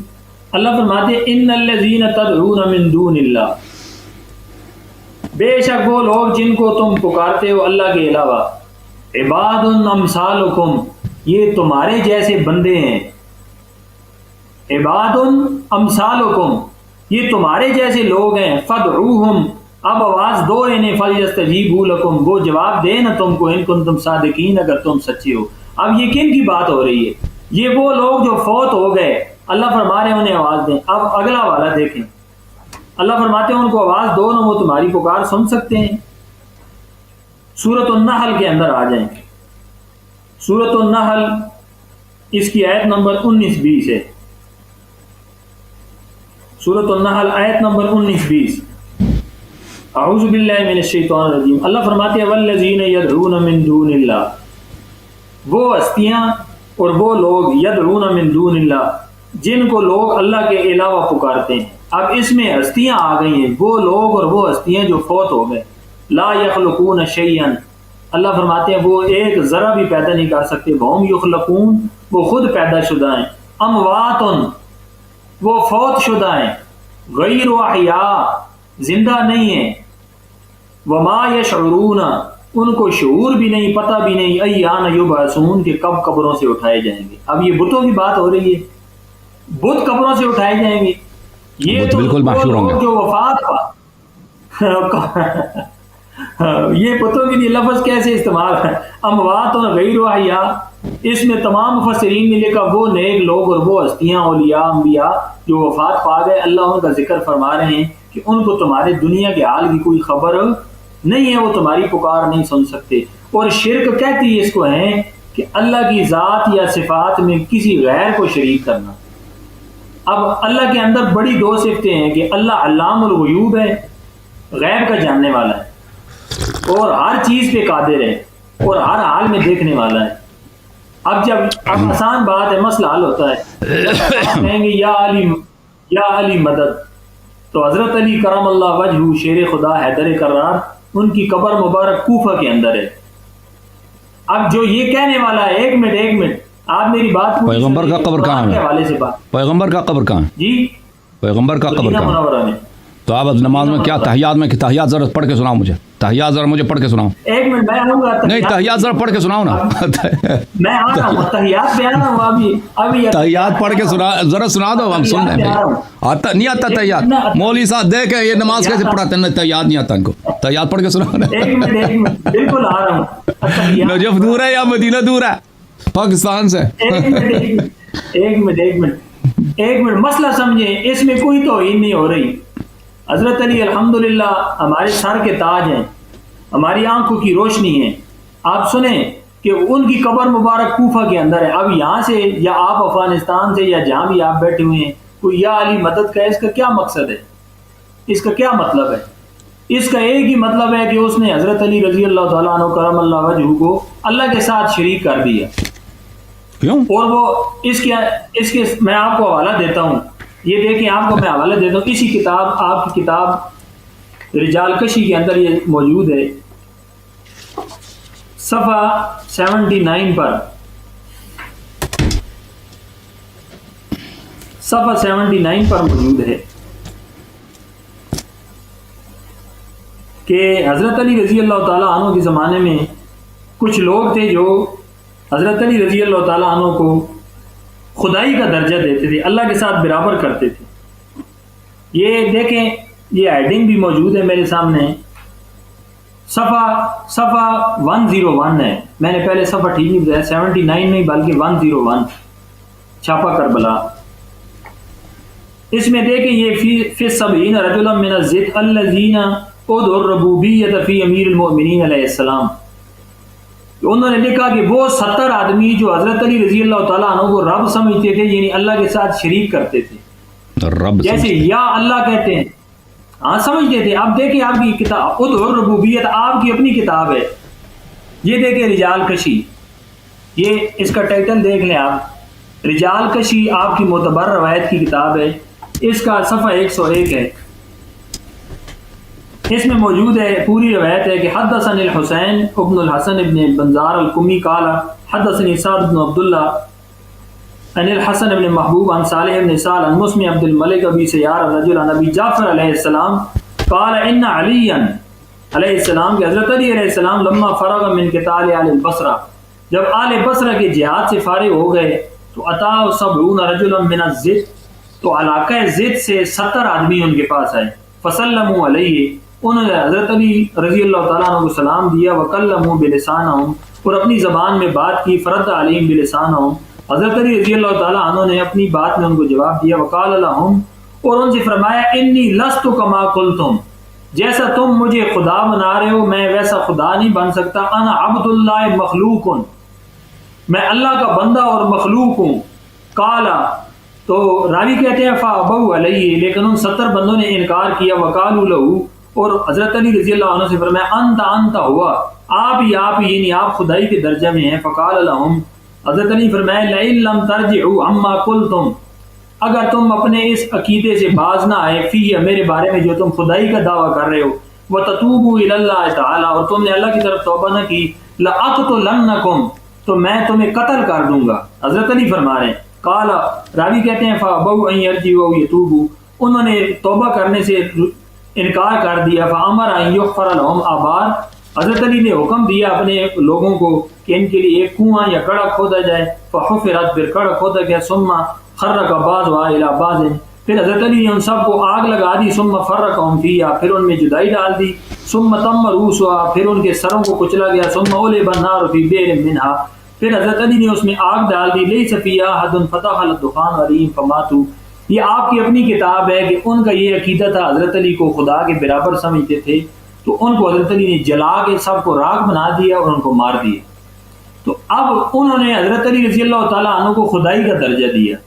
اب جب کوئی بھی مصیبت کے اندر یا علی مدد کہتا ہے تو وہ حضرت علی رضی اللہ تعالیٰ عنہ کو اللہ کے برابر کر رہا ہے، اللہ کے برابر کر رہا ہے. حالانکہ حضرت علی خود فرمان ہے انا عبد اللہ مخلوق، میں اللہ کا بندہ اور مخلوق ہوں. تو اب اس کے اندر شرک کا مسئلہ ایسا ہے کہ جہاں شرک کا ایک شائبہ بھی ہو، اللہ رب العزت وہاں سے منع فرما دیتے ہیں، کیونکہ شرک کے بارے میں خطرہ بہت ہے. اللہ نے قرآن میں واضح فرما دیا دو مقام پہ، سنیں دو مقام پہ اللہ نے فرمایا اللہ کا ہاتھ ہے یا نہیں؟ اللہ کا ایک منٹ ابھی اللہ کے کتنے ہاتھ ہیں؟ نہیں جائیں، اللہ کے کتنے ہاتھ ہیں؟ ایک منٹ ادھر دوسروں کو شرک کہہ رہے ان اللہ لا یغفر ان یشرک بہ، اللہ فرماتے ہیں بے شک میں شرک کو معاف نہیں کرتا، ویغفر ما دون ذلک لمن یشاء، اس کے علاوہ میں جو کم درجے کی گناہ شرک سے کم جسے چاہوں گا معاف فرما دوں گا. اور دوسری جگہ فرمایا ومن یشرک باللہ فقد حرم اللہ علیہ الجنۃ، اللہ فرماتے ہیں یہ قرآن کی آیت ہے، جس نے بھی شرک کیا اس پر جنت حرام ہوگی. تو شرک کی اگر آپ تقسیم نہیں کریں گے اس بات کو کہ بھائی ما فوق الاسباب اور ما تحت الاسباب، تو پھر آپ کو شرک کا معنی نہیں سمجھ نہیں ہے. شرک کہتے کس کو ہیں؟ حضرت لقمان حکیم قرآن کے اندر ہے کہ فرما رہے اپنے بیٹے سے یا بنی لا تشرک باللہ، اے بیٹے اللہ کے ساتھ کسی کو شریک نہ بنانا. یعنی اس کی ذات اور صفات، جیسے مصیبتوں میں اللہ سے مانگا جائے، مصیبتوں کے اندر اللہ سے مانگا جائے، ایسے اللہ کے علاوہ کسی سے غیر لیس کمثلہ شیء، اس جیسی کوئی شے نہیں ہے. ولم یکن لہ کفوا احد، اور اس کی برابری کی کوئی ذات کائنات میں نہیں ہے. اللہ کے رسول صلی اللہ علیہ وسلم مسجد نبوی میں تشریف فرما ہے تو ایک نیا آدمی آیا دیہات کا، اس نے آ کے کہہ دیا ماشاء اللہ وشاء محمد، اللہ جو کریں گے اور محمد صلی اللہ علیہ وسلم جو، اللہ جو چاہیں گے اور محمد صلی اللہ علیہ وسلم جو چاہیں گے. تو نبی علیہ السلام نے اسے فرمایا کہ تو نے مجھے آپ کے حدیث ہم پہ حجت نہیں ہے، آپ کے حدیث ہم پہ حجت نہیں، اپنا حدیث ہم پہ کوٹ نہ کرو. اوکے، اپنی حدیث ہم پہ کی بات حجت ہے، قرآن حجت ہے، قرآن حجت ہے، آپ کی حدیث ہم پہ حجت نہیں. ختم ہے آپ کی بات، قرآن حجت ہے. تو آگے جو آپ نے السلام علیکم ایھا النبی کہا کہ بھائی آپ پکارتے ہو، یہ تو حکایت ماضیہ ہے کہ جب رسول اللہ صلی اللہ علیہ وسلم عرش پر تشریف لے گئے، اللہ کے ساتھ باتیں ہوئی تو نبی علیہ السلام نے تحفہ پیش کیا کہ التحیات للہ، کہ زبانی عبادت بھی اللہ کے لیے، والصلوات، بدنی عبادت بھی اللہ کے لیے، والطیبات، اور مالی عبادت بھی اللہ کے لیے. تو اللہ نے جواب میں فرمایا تھا السلام علیکہ ایھا النبی ورحمۃ اللہ وبرکاتہ، سلامتیاں ہوں آپ پر اے نبی صلی اللہ علیہ وسلم اور رحمت اور برکت ہو. تو یہ تو ہم حکایت ماضیہ اس وقت کی بات کو بھی نقل کرتے ہیں نماز میں، نہ کہ ہم نبی علیہ السلام کو پکارتے ہیں. کسی کا بھی یہ نماز میں کسی کا بھی یہ عقیدہ نہیں ہے، ہم تو حکایت ماضیہ ہے. ہمارا تو یہ عقیدہ ہے کہ دور و نزدیک سے ہر وقت سے پکار، ہر حال میں پکار کو سننے والی ذات صرف اللہ کی ذات ہے. اللہ کے علاوہ کوئی بھی دور و نزدیک سے ما فوق الاسباب، جہاں سبب ختم ہو جائیں، وہ سننے والا کوئی بھی نہیں اور پکارے جانے کے لائق بھی کوئی نہیں ہے. صرف یا اللہ مدد کہنا ما فوق الاسباب جائز ہے، اس کے علاوہ کوئی جائز نہیں ہے. ختم ہے آپ کی بات بھائی صاحب؟ جی ختم ہے جی سر. محترم ناظرین، ان سے ہم نے کچھ سوال کیے تھے، آپ کو یاد دلاتے ہیں کہ یہ کہتے ہیں میں جواب دوں گا، پھر ایک سوال کا بھی جواب نہیں دیا. بسم اللہ الرحمن الرحیم سے سوال کیا تھا کہ آپ کہتے ہیں یہ شیعہ کے منفردات میں سے نہیں ہے. سب مسلمان یہ کہتے ہیں، صرف ابن تیمیہ کے ماننے والے ہی نہیں کہتے. ٹھیک ہے نا؟ تو آپ نے سب مسلمانوں کو مشرک بنا دیا. تو آپ اس پہ صرف شیعہ کو خطاب نہ کریں، آپ کہہ دیں ہمارے علاوہ بقیہ جو اتنے مسلمان ہیں. ٹھیک ہے نا؟ اگر یہ ایک شیعہ کے منفردات میں سے ہوتا کہ شیعہ یہ صرف مخصوص، یہ عقیدہ صرف مخصوص شیعوں کے لیے ہے، تو بات آپ کی ٹھیک تھی کہ آپ صرف شیعہ کو پکاریں. ٹھیک ہے نا؟ لیکن کیونکہ آپ لوگوں کو ڈر لگتا ہے، کیونکہ آپ لوگ بہت بڑے، ایک چھوٹی سی اقلیت ہو تم لوگ وہابی، پاکستان وغیرہ میں ہر تمام پورے عالم اسلام میں، تو سب کا کل کے تکفیر نہیں کر سکتے، مشرک نہیں بنا سکتے کل کر. وہ ایسے کتابوں میں تم نے سب اشاعرہ کو، ماتوریدیہ کو تم لوگ بری طرح سے مشرک سمجھتے ہو، ان کو صفات کا منکر سمجھتے ہو، کیونکہ تم کہتے ہیں اللہ تعالیٰ کے ہاتھ ہیں، پیر ہے، داڑھی ہے، پتہ نہیں کیا کیا ہے، وہ کرسی پہ بیٹھتا ہے. اللہ تعالیٰ عرش پہ بیٹھتا ہے نہیں بیٹھتا؟ اوے آپ مجھے بتاؤ، تم شرک کی باتیں کر رہے ہو. اللہ تعالیٰ عرش پہ ہے یا نہیں ہے؟ اللہ تعالیٰ عرش پہ ہے یا نہیں ہے؟ عرش پہ مستوی ہے یا نہیں؟ عرش کی اتیت ہے؟ عرش کی آواز نکلتی ہے کہ نہیں نکلتی اللہ کی وجہ سے؟ اللہ کے کتنے ہاتھ ہیں؟ یہ آیات مشتبہ. اللہ کے کتنے ہاتھ ہیں؟ اللہ اوپر نیچے جاتا نہیں جاتا؟ اللہ اوپر نیچے جاتا نہیں جاتا؟ اور نہیں، شرک کی بات ہو رہی ہے بھائی، شرک و توحید کی بات ہو رہی ہے. آپ دیکھو، یہ صرف سب مسلمانوں کا، دیکھیں جتنے مسلمان ہیں، ماتوریدیہ، اشاعرہ، ان چیزوں کی تعویل کرتے ہیں، اللہ کے ہاتھ کی تعویل کرتے ہیں. اللہ کے ہاتھ سے مراد اللہ کی طاقت. یہ لوگ کہتے ہیں اللہ کے ہاتھ ہیں، لیکن اس کے شان کے مطابق، لازمی بات ہے ہر چیز اس کے شان کے مطابق ہے. ہاتھی کی بھی جو ہاتھ ہے نا، وہ ہاتھی کے لائق ہے. انسان کے ہاتھ ہے، انسان کے لائق ہے، لیکن ہاتھ ہے، چہرہ ہے، دانت ہے. کرسی پہ جب بیٹھتا ہے، کرسی کی آواز نکلتی ہے وزن کی وجہ سے. اس کی شلوار بھی ہے نا اللہ کی، ہے کہ نہیں ہے؟ اوپر آپ کی حدیث دکھاؤں، آپ کی حدیث بخاری کی حدیث دکھاؤں کہ اللہ کی شلوار ہے؟ نہیں، ہم نہیں مانتے اس حدیث کو. نہیں مانتے؟ صفات کے منکر ہو گئے.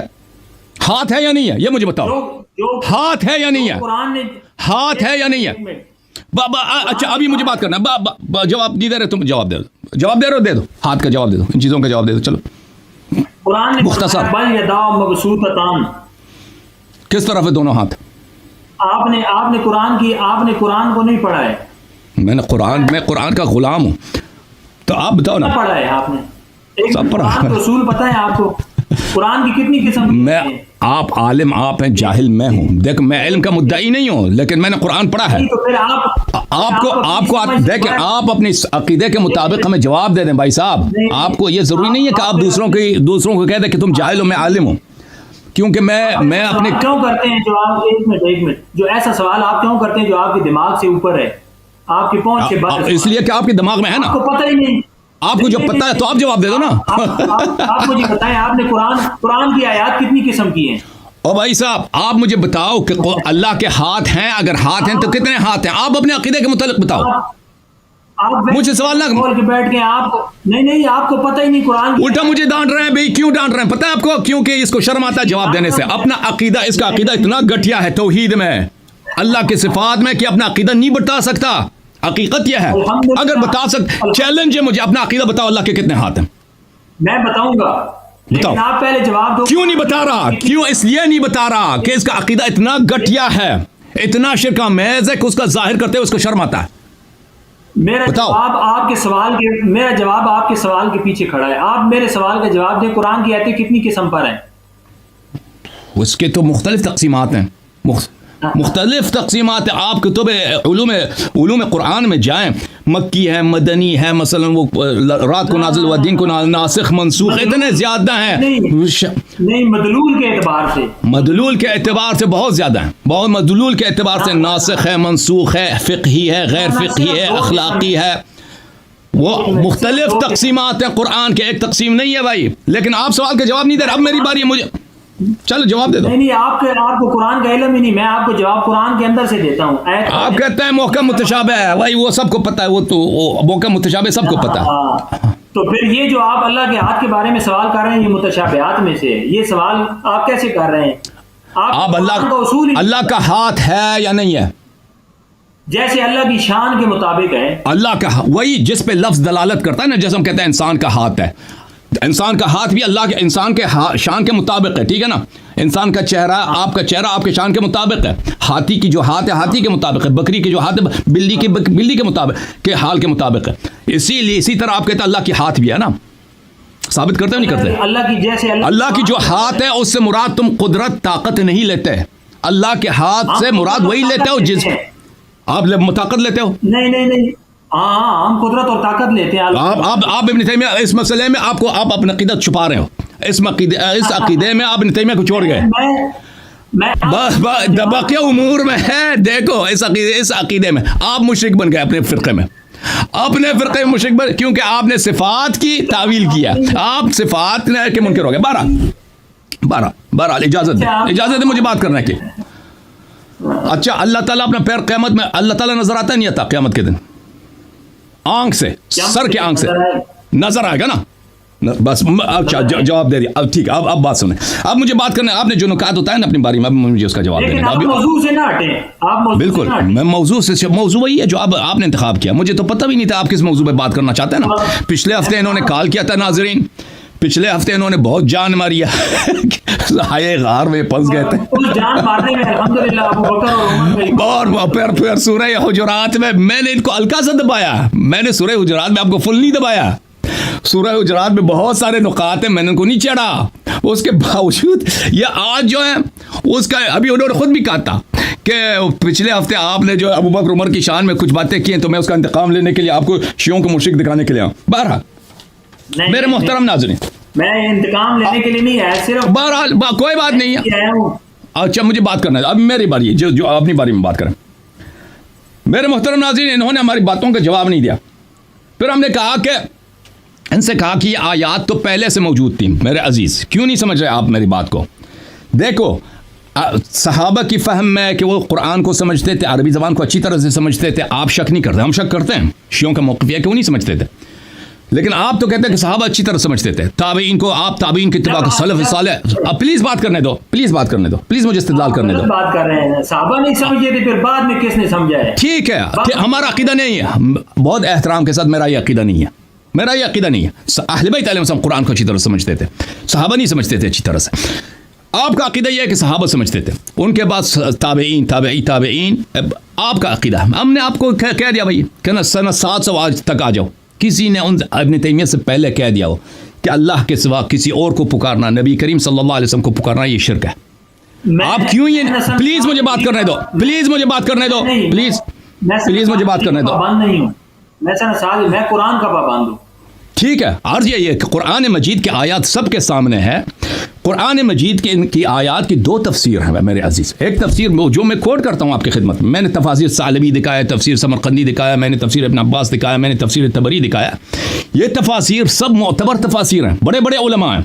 انہوں نے دعا یدعو کے جس آیات کا، جس میں یدعونا ہے، تدعونا ہے، دعوت ہے، جس میں لفظ دعا ہے، جس سے آپ استدلال فرما رہے ہیں، ان سب کا میں نے ایک ایک کر کے دکھایا ہے کہ ان سے مراد وہ عبادت لیتے ہیں. ابن تیمیہ اور ابن تیمیہ کے پیروکار ان الفاظ سے مراد پکار لیتے ہیں. میں آپ سے کہتا ہوں کہ قرآن تو حجت ہے سب کے لیے، سب مانتے ہیں. ابن تیمیہ سے پہلے کسی نے کیوں نہیں کہا کہ یہ پکار ان آیات سے مراد عبادت نہیں، یہ پکار ہے اور غیر اللہ کو پکارنا شرک ہے. عرض آپ سے بار بار ہم نے یہ سوال کیا تھا، آپ سے جواب نہیں دے پا رہے کیونکہ آپ کے پاس جواب نہیں ہے، کیونکہ آپ کے پاس کوئی جواب نہیں ہے. اچھا میں کیا صحابہ پلیز مجھے بات کرنا ہے، پلیز ابھی میری باری ہے. میں نے آپ کی بات اچھی طرح سنی. آپ نے ان کا جواب کسی کا جواب نہیں دیا. وجہ کیا ہے؟ وجہ یہ ہے کہ یہ آیات کا ایک اقلیت جماعت کہ اس کا ابتدا کرنے والا اور اس بدعت کا آغاز کرنے والا ابن تیمیہ ہے کہ اس نے سب مسلمانوں کو مشرک بنایا ہے اور صرف وہی کہتے ہیں کہ یہ پکارنا غیر اللہ کو پکارنا شرک ہے، باقی کوئی اس کا قائل نہیں ہے. اچھا، آپ نے ذکر فرمایا اپنے کلام کے آغاز میں کہ اسباب دو قسم کے ہیں، ماتحت اسباب اور مافوق اسباب. ماتحت کو پکاریں تو یہ شرک نہیں ہے، مافوق کو پکاریں تو یہ شرک ہے. اس کو کہاں سے آپ لے کے آئے؟ اس کو حدیث دکھائیں، قرآن سے دکھائیں نا. دیکھیں ہم شرک کی جب بات ہے نا، شرک غیر اللہ کو آپ اللہ بنائیں، غیر اللہ کا جو حق ہے غیر اللہ کو دے دیں. اللہ کا حق عبادت، اللہ کا حق ہے اللہ کی عبادت کرنا اور اللہ کی جو مخصوص صفات ہیں یہ کسی کو بھی دے دیں بھائی، فوق اور کم اپنی سطح کو دے کے ہم سے جو نیچے ہیں ان کو اگر دے دیں تو کوئی بات نہیں، اوپر والے کو دے دیں تو یہ شرک ہے. یہ کسی عاقل کوئی نہیں کہتا، کوئی شخص یہ نہیں کہتا، کسی کتاب میں موجود نہیں ہے، یہ آپ کی بنائی ہوئی چیز ہے. شرک ہر جگہ شرک ہے. آپ ایک پتھر کو اب ہندوستان میں بہت سارے ایسے مندر ہیں جہاں پہ وہ پوجا کرتے ہیں، کس کی؟ بندروں کی پوجا کرتے ہیں، یا پتھر کی پوجا کرتے ہیں، یا چوہوں کی پوجا کرتے ہیں، عبادت کرتے ہیں، حیوانات کی پوجا کرتے ہیں. وہ گائے کو اپنا بھگوان وغیرہ سمجھے، اس لیے گائے بیف کھانے میں بڑا مشکل ہوتا ہے ہندوستان میں. تو یہ شرک ہر جگہ شرک ہے. یہ آپ جو فرماتے ہیں کہ اگر ہم سے کوئی نیچے کوئی چیز ہو اس سے مدد طلب کریں تو یہ جائز ہے، ہم سے اوپر ہو تو مدد طلب کریں، یہ شرک بن جاتا ہے. یہ تقسیم آپ کہاں سے لے کے آئے؟ یہ تقسیم آپ کہاں سے لے کے آئے؟ یہ ہے ہی نہیں کسی جگہ. اس کی وجہ یہ ہے کہ آپ پنس گئے ہیں بھائی.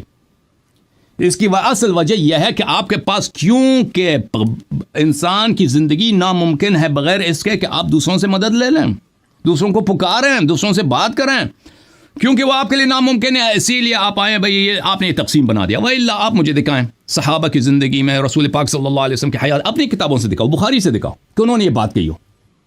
انہوں نے کہا کہ بھائی غیر اللہ میں سے کے علاوہ کسی اور کو نہ پکارو اگر وہ تم سے مقام میں اوپر ہے، اگر مقام سے نیچے ہے تو پکارو، یہ جائز ہے. یہ تو آپ نے بنایا بھائی دین میں، کیونکہ ہم پنس گئے ہیں. اور بھائی میں اگر ادھر بیٹھ کے نا دین بنانا اجازت نہیں، بات نہیں، میری باری ہے. اگر میں ادھر بیٹھ کے اپنے سے دین بنانا شروع کر دوں نا تو وہ تو میں بہت کچھ بنا سکتا ہوں. وہ تو اس طرح نا کہ وہ پاکستان میں ناول لکھتے ہیں نا، وہ ناول لکھنے والے بہت سارے، وہ ان کو اپنی تخلیق ہوتے ہیں، جو مرضی لکھ دیں اس میں. اسی طرح آپ جو مرضی جب بھی دین بنانا شروع کر دیں نا، وہ کوئی آپ کو اس کے دلیل نہ مانگے تو آپ تو کچھ بھی کہہ سکتے ہیں، جو بھی عقیدہ آپ بنا سکتے ہیں. اچھا، اس کے علاوہ آپ گئے سورہ یونس کے آیہ نمبر 22 کی طرف. سورہ مبارکہ یونس آیہ نمبر 22.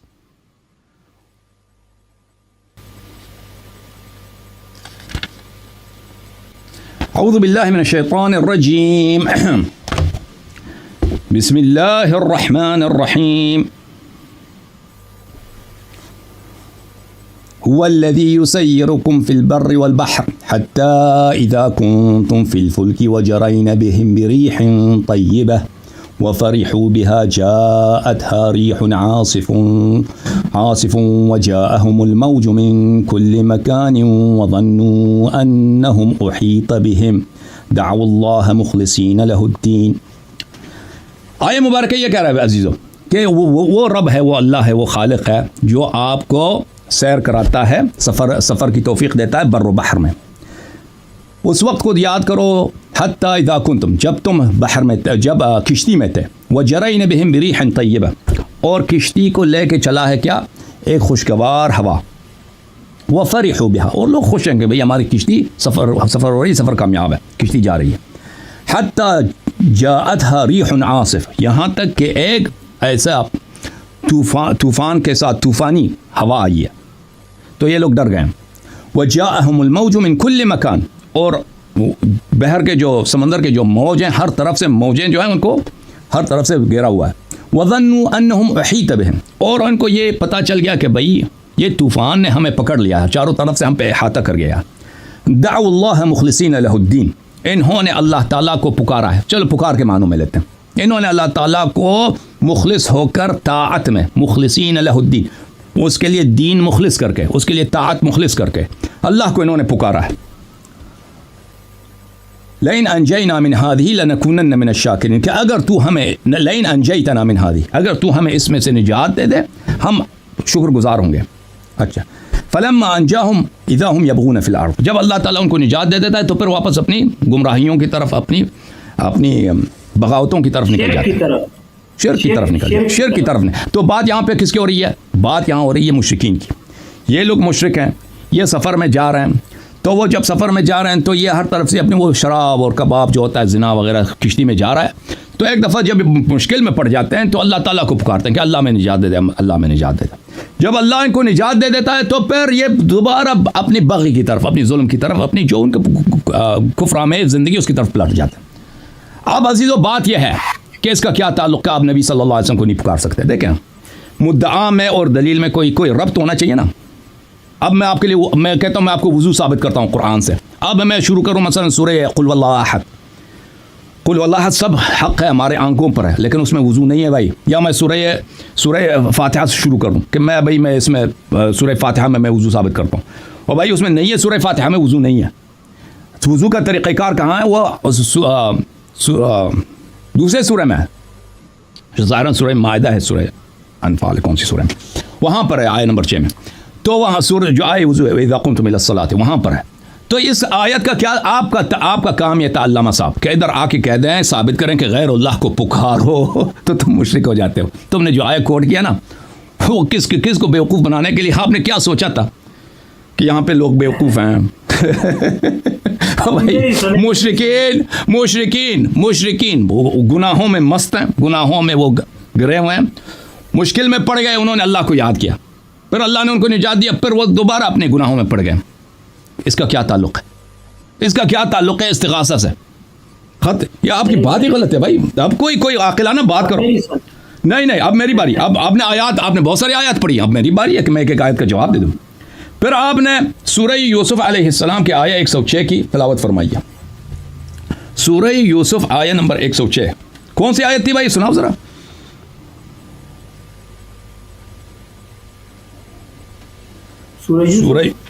سورہ یوسف آپ نے پڑھا آیہ نمبر 106, ٹھیک ہے نا؟ سورہ یوسف آیہ نمبر 106.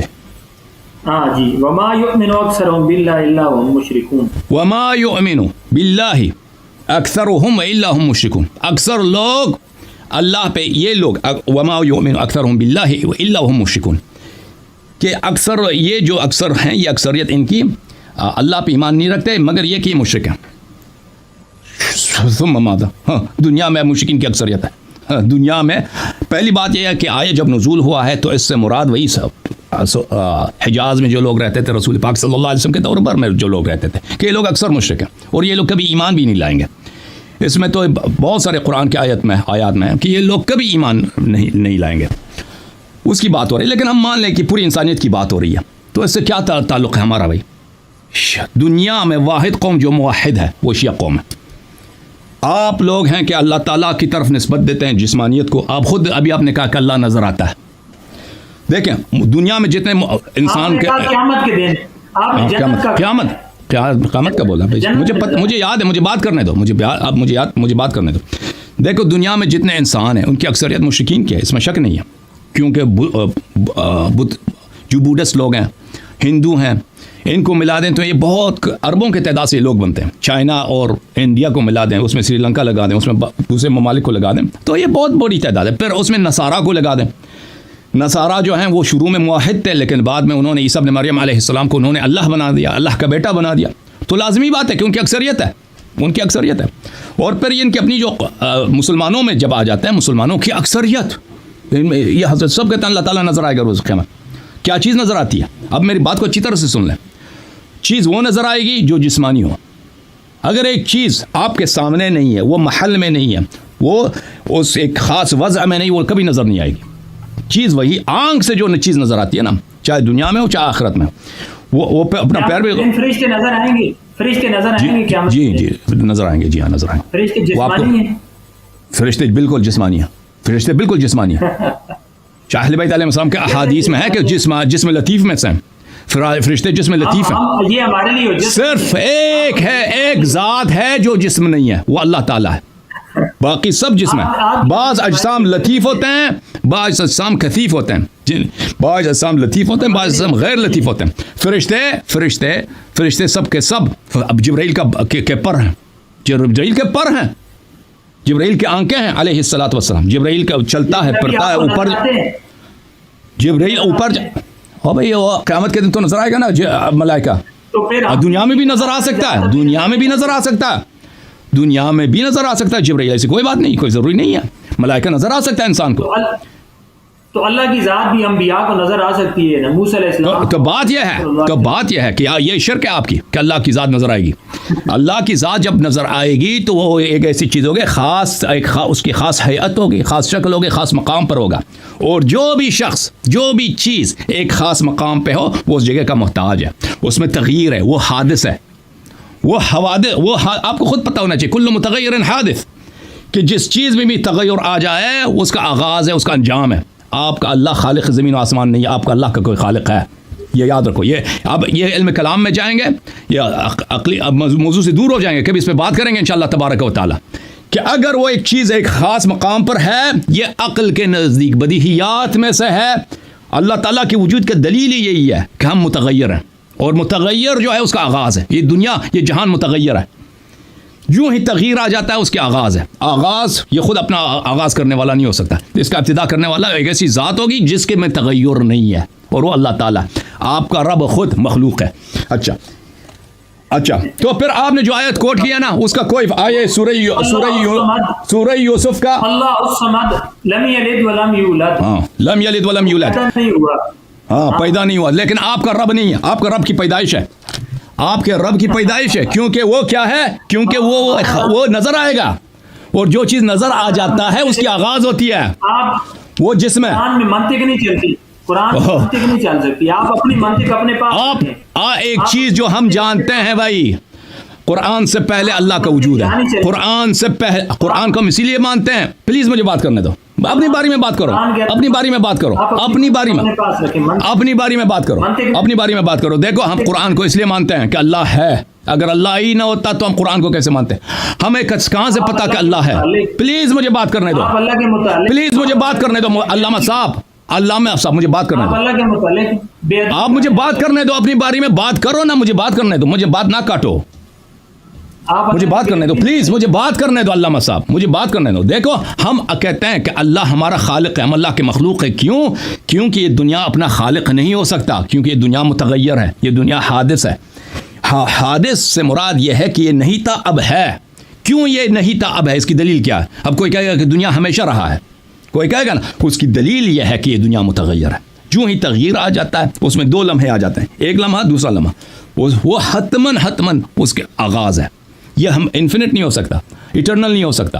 تو اس لیے جو بھی چیز متغیر ہے وہ کیا ہے؟ اس کا خالق ہے اللہ تعالیٰ. ایک ایسی چیز کو آپ سامنے لے کے آئیں کہ وہ خود متغیر ہے، وہ خود مکان کا محتاج ہے، زمان کا محتاج ہے، تو وہ اللہ نہیں ہو سکتا. وہ اللہ نہیں ہو سکتا، وہ اس کا کوئی اور بنانے والا ہوگا. یہ عقل کے نزدیک بدیہیات میں سے. اچھا، اسی لیے آپ کے فخر رازی صاحب اپنی مختلف کتب میں کہ اللہ تعالیٰ قیامت کے دن نظر آئے گا، اس پہ اشکال کرتے ہیں. وہ خود اس بات پہ یہ کیسا وہ خود کہتے ہیں اپنے مختلف کتب میں، فخر رازی اپنے کتب کلامیہ میں کہتے ہیں کہ ہم نصارہ پہ اشکال کرتے ہیں، کہ نصارہ کہتے ہیں کہ عیسیٰ ابن مریم اللہ کا بیٹا ہے. اور آؤ ہماری کتابوں میں دیکھو کہ اللہ نظر آتا ہے. اچھا، پھر آپ نے تلاوت فرمایا ہے سورہ مائدہ کا آیہ نمبر 116. سورہ مائدہ کا آیہ نمبر 116. میرے محترم ناظرین، یہ آیات کوٹ کرتے ہیں یہ عوام کو بیوقوف بنانے کے لیے. پتہ نہیں ان کو شاید خود پتہ نہیں ہے، سمجھتے ہیں کہ یہ ان سے شیعوں پہ کوئی وہ آ جاتا ہے، کوئی اشکال آ جاتا ہے، کوئی نقد ہوتے شیعوں کے. بھائی صاحب آپ اپنی فکر کریں، ملاحظہ فرمائیے. یہ سورہ مائدہ، قال عیسیٰ ابن مریم اعوذ باللہ من الشیطان الرجیم. وإذ قال الله يا عيسى ابن مريم أنت قلت للناس اتخذوني وأمي إلهين من دون الله قال سبحانك ما يكون لي أن أقول ما ليس لي بحق إن كنت قلته فقد علمته تعلم ما في نفسي ولا أعلم ما في نفسك إنك أنت علام الغيوب. اور یاد کرو کہ اس زمان کو، اس وقت کو کہ اللہ نے کہا عیسیٰ ابن مریم سے، یعنی قیامت کے دن اللہ کہے گا عیسیٰ ابن مریم سے، انت کیا تو نے کہا ہے لوگوں سے، اتخذونی و امی الہین من دون اللہ، کہ تم مجھے اور میری ماں کو اللہ کی جگہ ہمیں دو الہ، دو خدا قبول کرو، تسلیم کرو. اس کا ہم سے کیا تعلق ہے بھائی؟ اس کا ہم سے کیا تعلق ہے؟ نصارہ کا، پلیز سن لو میری بات، سنو، اپنے بارے میں جواب دینا. تم نے اس آیت سے استدلال کیا. نصارہ کہتے ہیں کہ عیسیٰ ابن مریم یا ابن اللہ، یا وہ خود خدا ہے. خدا عیسیٰ ابن مریم کی صورت میں حاضر ہوا تھا. مریم بھی جو خدا کی بیوی ہے، یا مریم بھی خدا ہے. او بھائی کوئی اگر کہہ دے کہ کوئی شخص بھی خدا ہے، غیر اللہ کو اللہ کہہ دے، تو وہ کافر ہے، وہ نجس ہے. آپ یہ کہنا چاہتے ہیں کہ جو پیغمبر کو پکارے صلی اللہ علیہ وسلم، اہل بیت طاہرین علیہ السلام کو پکارے، وہ مشرک ہے. اس آیت کا اس سے کیا تعلق ہے؟ اس آیت کا اس سے کیا تعلق ہے؟ میں بتا بھائی دو باتوں میں ربط ہونا چاہیے، ربط ہونا چاہیے. آپ کوئی ربط تو دے دو نا. آپ پھنس گئے ہیں اسی لیے ہر آیت کو کوٹ کرتے ہیں جس میں شرک ہے. بھائی شیعہ مشرک بن گئے. اس کا شیعوں سے کیا تعلق ہے؟ قال سبحانک ما یکون لی ان اقول ما لیس بی بحق. عیسیٰ ابن مریم علیہ السلام نے کہا یہ رب تو منزہ ہے، تو منزہ ہے، تو پاک ہے.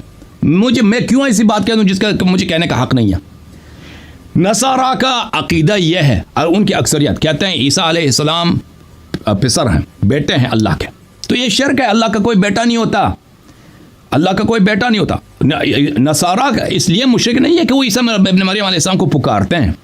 قرآن میں کہیں ایسا نہیں ہے کہ اس لیے کہ وہ پکارتے ہیں عیسیٰ ابن مریم کو اس لیے مشرک ہے. اگر اس طرح کی بات ہوتی تو آپ کی بات میں کوئی ویلیو ہوتی. عیسیٰ ابن مریم کو وہ اللہ مانتے ہیں، اللہ کا بیٹا مانتے ہیں. وہ کہتے ہیں اللہ اپنے بہت سارے نصارہ یہ کہتے ہیں کہ اللہ اسی صورت میں ظاہر ہوا تھا، اللہ حلول کیا تھا عیسیٰ ابن مریم میں. تو یہ باتیں سب شرک ہیں. آپ مجھے قرآن میں سے یہ دکھائیں بھائی صاحب کہ عیسیٰ ابن مریم کو پکارنے کی وجہ سے نصارہ مشرک ہو گئے. وہ تو آپ کے پاس ہے نہیں ہے نا، پھنس گئے آپ. اچھا، پھر انہوں نے مجھ سے کیا کہا، کہتا ہے واو نون سویل العقول کے لیے ہوتا ہے. یسمعو جو ہے یسمعو اس میں واو نون ہے، یہ عقلاء کے لیے. تو یہ بھائی عربی زبان میں ایک ہے جمع مذکر سالم اور ایک ہے جمع مکسر. جمع مذکر سالم واو نون یا نون کے ساتھ ہوتا ہے. تو یہ اکثر ضروری نہیں ہے، اکثر کس کے لیے ہوتا ہے؟ ذوی العقول کے لیے ہوتا ہے. لیکن یہ اسماء میں ہوتا ہے، اسماء میں ہوتا ہے. افعال کی جو جمع ہے، افعال کی جو جمع ہے، انہوں نے بھی خود آیت پڑھی، وہ جرائن بہم. جرائن بہم کون سا صیغہ ہے بھائی صاحب؟ جرائنا. یہ افعال میں یہ جمع ہے، جمع مؤنث ہے. یسمعو افعال میں سے آپ بھائی صاحب آپ بہت مکس کر گئے. افعال میں آپ جمادات کے لیے یا حیوانات کے لیے یا ذوی العقول کے لیے آپ اگر جمع ہے یا جمع مؤنث اگر استعمال کریں گے تو کہیں گے یسمعنا، یضربنا، یفعلنا. اگر جمع مذکر استعمال کریں گے تو کہیں گے یضربون، یسمعون، یفعلون. اور اس میں کوئی نہیں ہے کہ یہ مخصوص ہے ذوی العقول کے لیے. یہ بہت عجیب بات انہوں نے مولوی صاحب نے کہہ دی ہے سب علماء کے سامنے، اور وہ سب جانتے ہیں کہ ان کی کتنی یہ بیوقوف، یہ بہرحال ان سے خطا ہو گئے، بھول جاتا ہے. کیونکہ علم نحو، علم صرف ایسے علوم ہیں جن کو وحشی علوم کہا جاتا ہے. وحشی اس لیے کہا جاتا ہے کہ وہ انسان اگر اس پہ تمرین نہ کرے نا، اس کو ہمیشہ پڑھتا نہ رہے تو انسان کے ذہن سے بہت جلدی نکل جاتا ہے. تو کوئی بات نہیں، ہم اس کو معاف کر دیتے. پھر انہوں نے سورہ اعراف کی آیت نمبر 194 کی انہوں نے تلاوت فرمائی ہے. سورہ اعراف آیت نمبر 194 وہ یہ ہے عزیزوں. پھر ملاحظہ فرمائیے کہ انہوں نے اس سے پھر استدلال کیا کہ غیر اللہ کو پکارنا شرک ہے. بھائی غیر اللہ کو پکارنا شرک ہے. ہم نے ان سے سوال کیا تھا کہ بھائی صاحب لغت میں، تفسیر میں اور حدیث میں دعا یدعو کے دو معنی ہیں. ایک معنی ہے عبادت کے لیے، ایک معنی ہے پکار کے لیے. تو آپ کیوں ہمیشہ جہاں بھی دعا یدعو آ جاتا ہے اس کو صرف عبادت کے معنوں میں لیتے ہیں؟ اس کا سوال اس شخص نے نہیں دیا. جیسے میں نے عرض کیا نا، کیوں نہیں دیا؟ کیونکہ پاس جواب نہیں ہے. جیسے لفظ کل ہے اردو زبان میں، کل ماضی اور آئندہ کے لیے.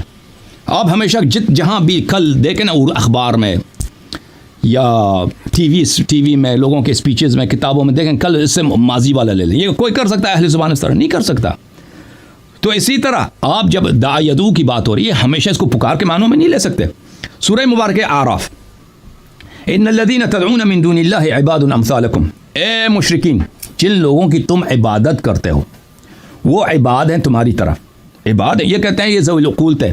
ذوی العقول نہیں تھے، ان میں سے بعض ذوی العقول بھی تھے، کیونکہ بعض جو مشرکین تھے وہ فرشتوں کی عبادت کرتے تھے. لیکن جو ہے وہ آپ کے جو بت وغیرہ ہیں وہ بھی اللہ کے عبد ہیں، وہ بھی اللہ کے مخلوق ہیں. اس طرح نہیں ہے کہ اس کو کسی اور نے بنایا. اچھا، فادعوہم فلیستجیبوا لکم ان کنتم صادقین. ان کی عبادت کرو اور وہ تمہاری عبادت کا جواب دے دیں اگر تم سچ ہو. یہ چیلنج اللہ کی ہے. الہم ارجل یمشون بہا. دیکھو یہ تمہاری دلیل ہے. تم کہہ رہے تھے کہ یہ ذوی العقول کے لیے، یہ عقلاء کے لیے. آیا الہم ارجل یمشون بہا، یہ کس کی بات؟ بتوں کی بات ہو رہی ہے. یہ بتوں کی بات ہو رہی ہے. نہیں, ان کے لیے بتوں کی بات ہو رہی ہے, یہ بتوں کی بات ہو رہی ہے. ام لہم ارجل یمشون بہا, یہ جو بت ہیں ان کے کیا پیر ہیں, یہ پیروں پہ چلتے ہیں. ام لہم اید یبطشون بہا, ان کے ہاتھ ہیں, ہاتھوں سے وہ کام کراتے ہیں. ام لہم اعین یبصرون بہا, کیا ان کی چشم ہے, آنکھ ہیں, آنکھوں سے وہ دیکھتے ہیں. ام لہم آذان یسمعون بہا, کیا یہ ان کے کان ہیں, ان کانوں کے سنتے ہیں؟ ان کا کچھ بھی نہیں ہے, پتھر ہے وہ, بھائی لکڑ ہے, اس سے تم نے بت بنایا. قل ادعوا شرکاءکم ثم کیدونی فلا تنظرون.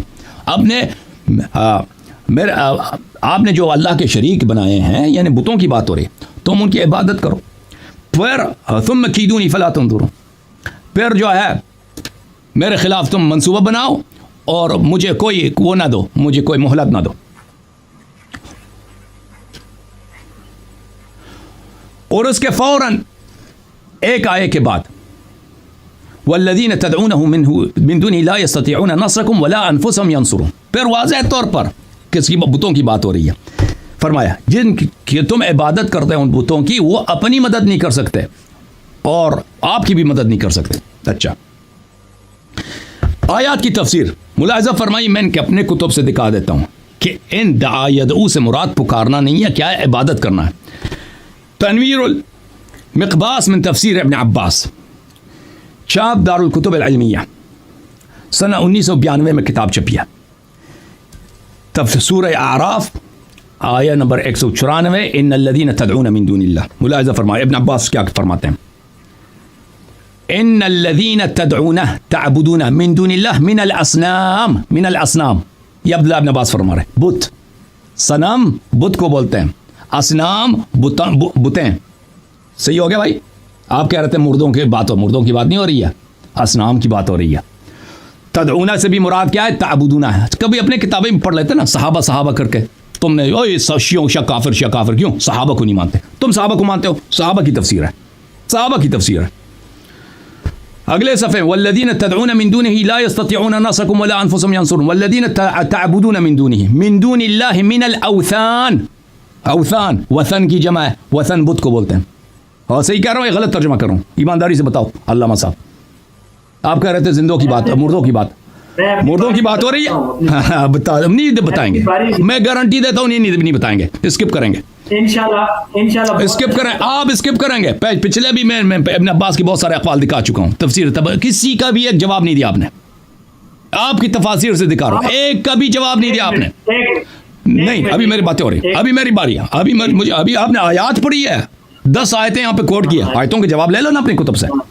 تفسیر مقاتل ابن سلیمان جزء ثانی, چھاپ بیروت. والذین تدعون یعنی تعبدون, والذین, یہ سورہ اعراف ہے, آیہ 194, آیہ 197. والذین تدعون یعنی یعبدون من دون اللہ من الالہہ, خدائیں, مردوں کی بات نہیں, خداؤں کی بات ہو رہی ہے, خداؤں کی بات ہو رہی ہے. تفسیر الطبری جلد نمبر 13, چھاپ مکتبۃ ابن تیمیہ بتحقیق الشیخ احمد محمد شاکر. اچھا, سورہ اعراف صفحہ نمبر 331, آیہ نمبر 194, ان الذین تدعون والذین تدعون ایها المشرکون آلہۃ من دون اللہ تعبدونها. آپ کہہ رہے تھے مردوں کی بات ہو رہی, یہ آپ کی بہترین تفسیر ہے. کس کی؟ ابن جریر طبری کی, جس سب علماء کا اجماع کی بہترین تفسیر ہے. کیا فرما رہے ہیں؟ تدعون سے مراد کیا ہے؟ تدعون سے مراد تعبدون ہے, اور مردوں کی بات نہیں ہو رہی ہے, الہ کی بات ہو رہی ہے, خداؤں کی بات ہو رہی ہے, خداؤں کی بات ہو رہی ہے. تفسیر السمرقندی المسمى بحر العلوم, ابو لیث سمرقندی کی تفسیر, متوفى سنہ 375, جزء اول, چھاپ دار الکتب العلمیہ. سورہ اعراف, ان الذین تدعون من دون اللہ عباد امثالکم. ملاحظہ فرمائیے, ان الذین تدعون ای تعبدون من دون اللہ یعنی الاسنام, بتیں, الاسنام بت, بتوں کی بات ہو رہی ہے. تدعون یعنی بتوں کی جو عبادت کرتے ہیں, مردوں کی بات نہیں ہو رہی, پکارنے کی بات نہیں ہو رہی. قرآن کے غلط ترجمہ کرو تو اس میں سے کچھ بھی نکال سکتے ہو نا. قرآن کا غلط ترجمہ اگر کرنا نا تو کسی کو بھی مومن بناؤ, کسی کو پیغمبر بناؤ, کسی کو کہہ دو اس سے مراد فلان آیا ہے, اس سے مراد کون ہے؟ عبد القادر مثلا, ہو کیا غلام, وہ قادیانیوں کا جو پیغمبر ہے, اس سے مراد فلانی ہے, اس سے فلان مراد فلانی ہے, اس سے مراد عمران خان کو ووٹ دینا, جو بھی تم ثابت کر سکتے ہو نا. اس وہ ابھی آیا تھا نا, وہ کہہ رہے تھے کہ جو نواز شریف کے جلسے میں جائے گا اس کو جنت کی ٹکٹ ملے گی. اس کو اس قرآن سے کوئی غلط ترجمہ کر کے وہ کوئی بنا سکتا ہے؟ کوئی مفتی نہ اس طرح غلط ترجمہ کرنا کچھ بھی کر سکتے ہیں.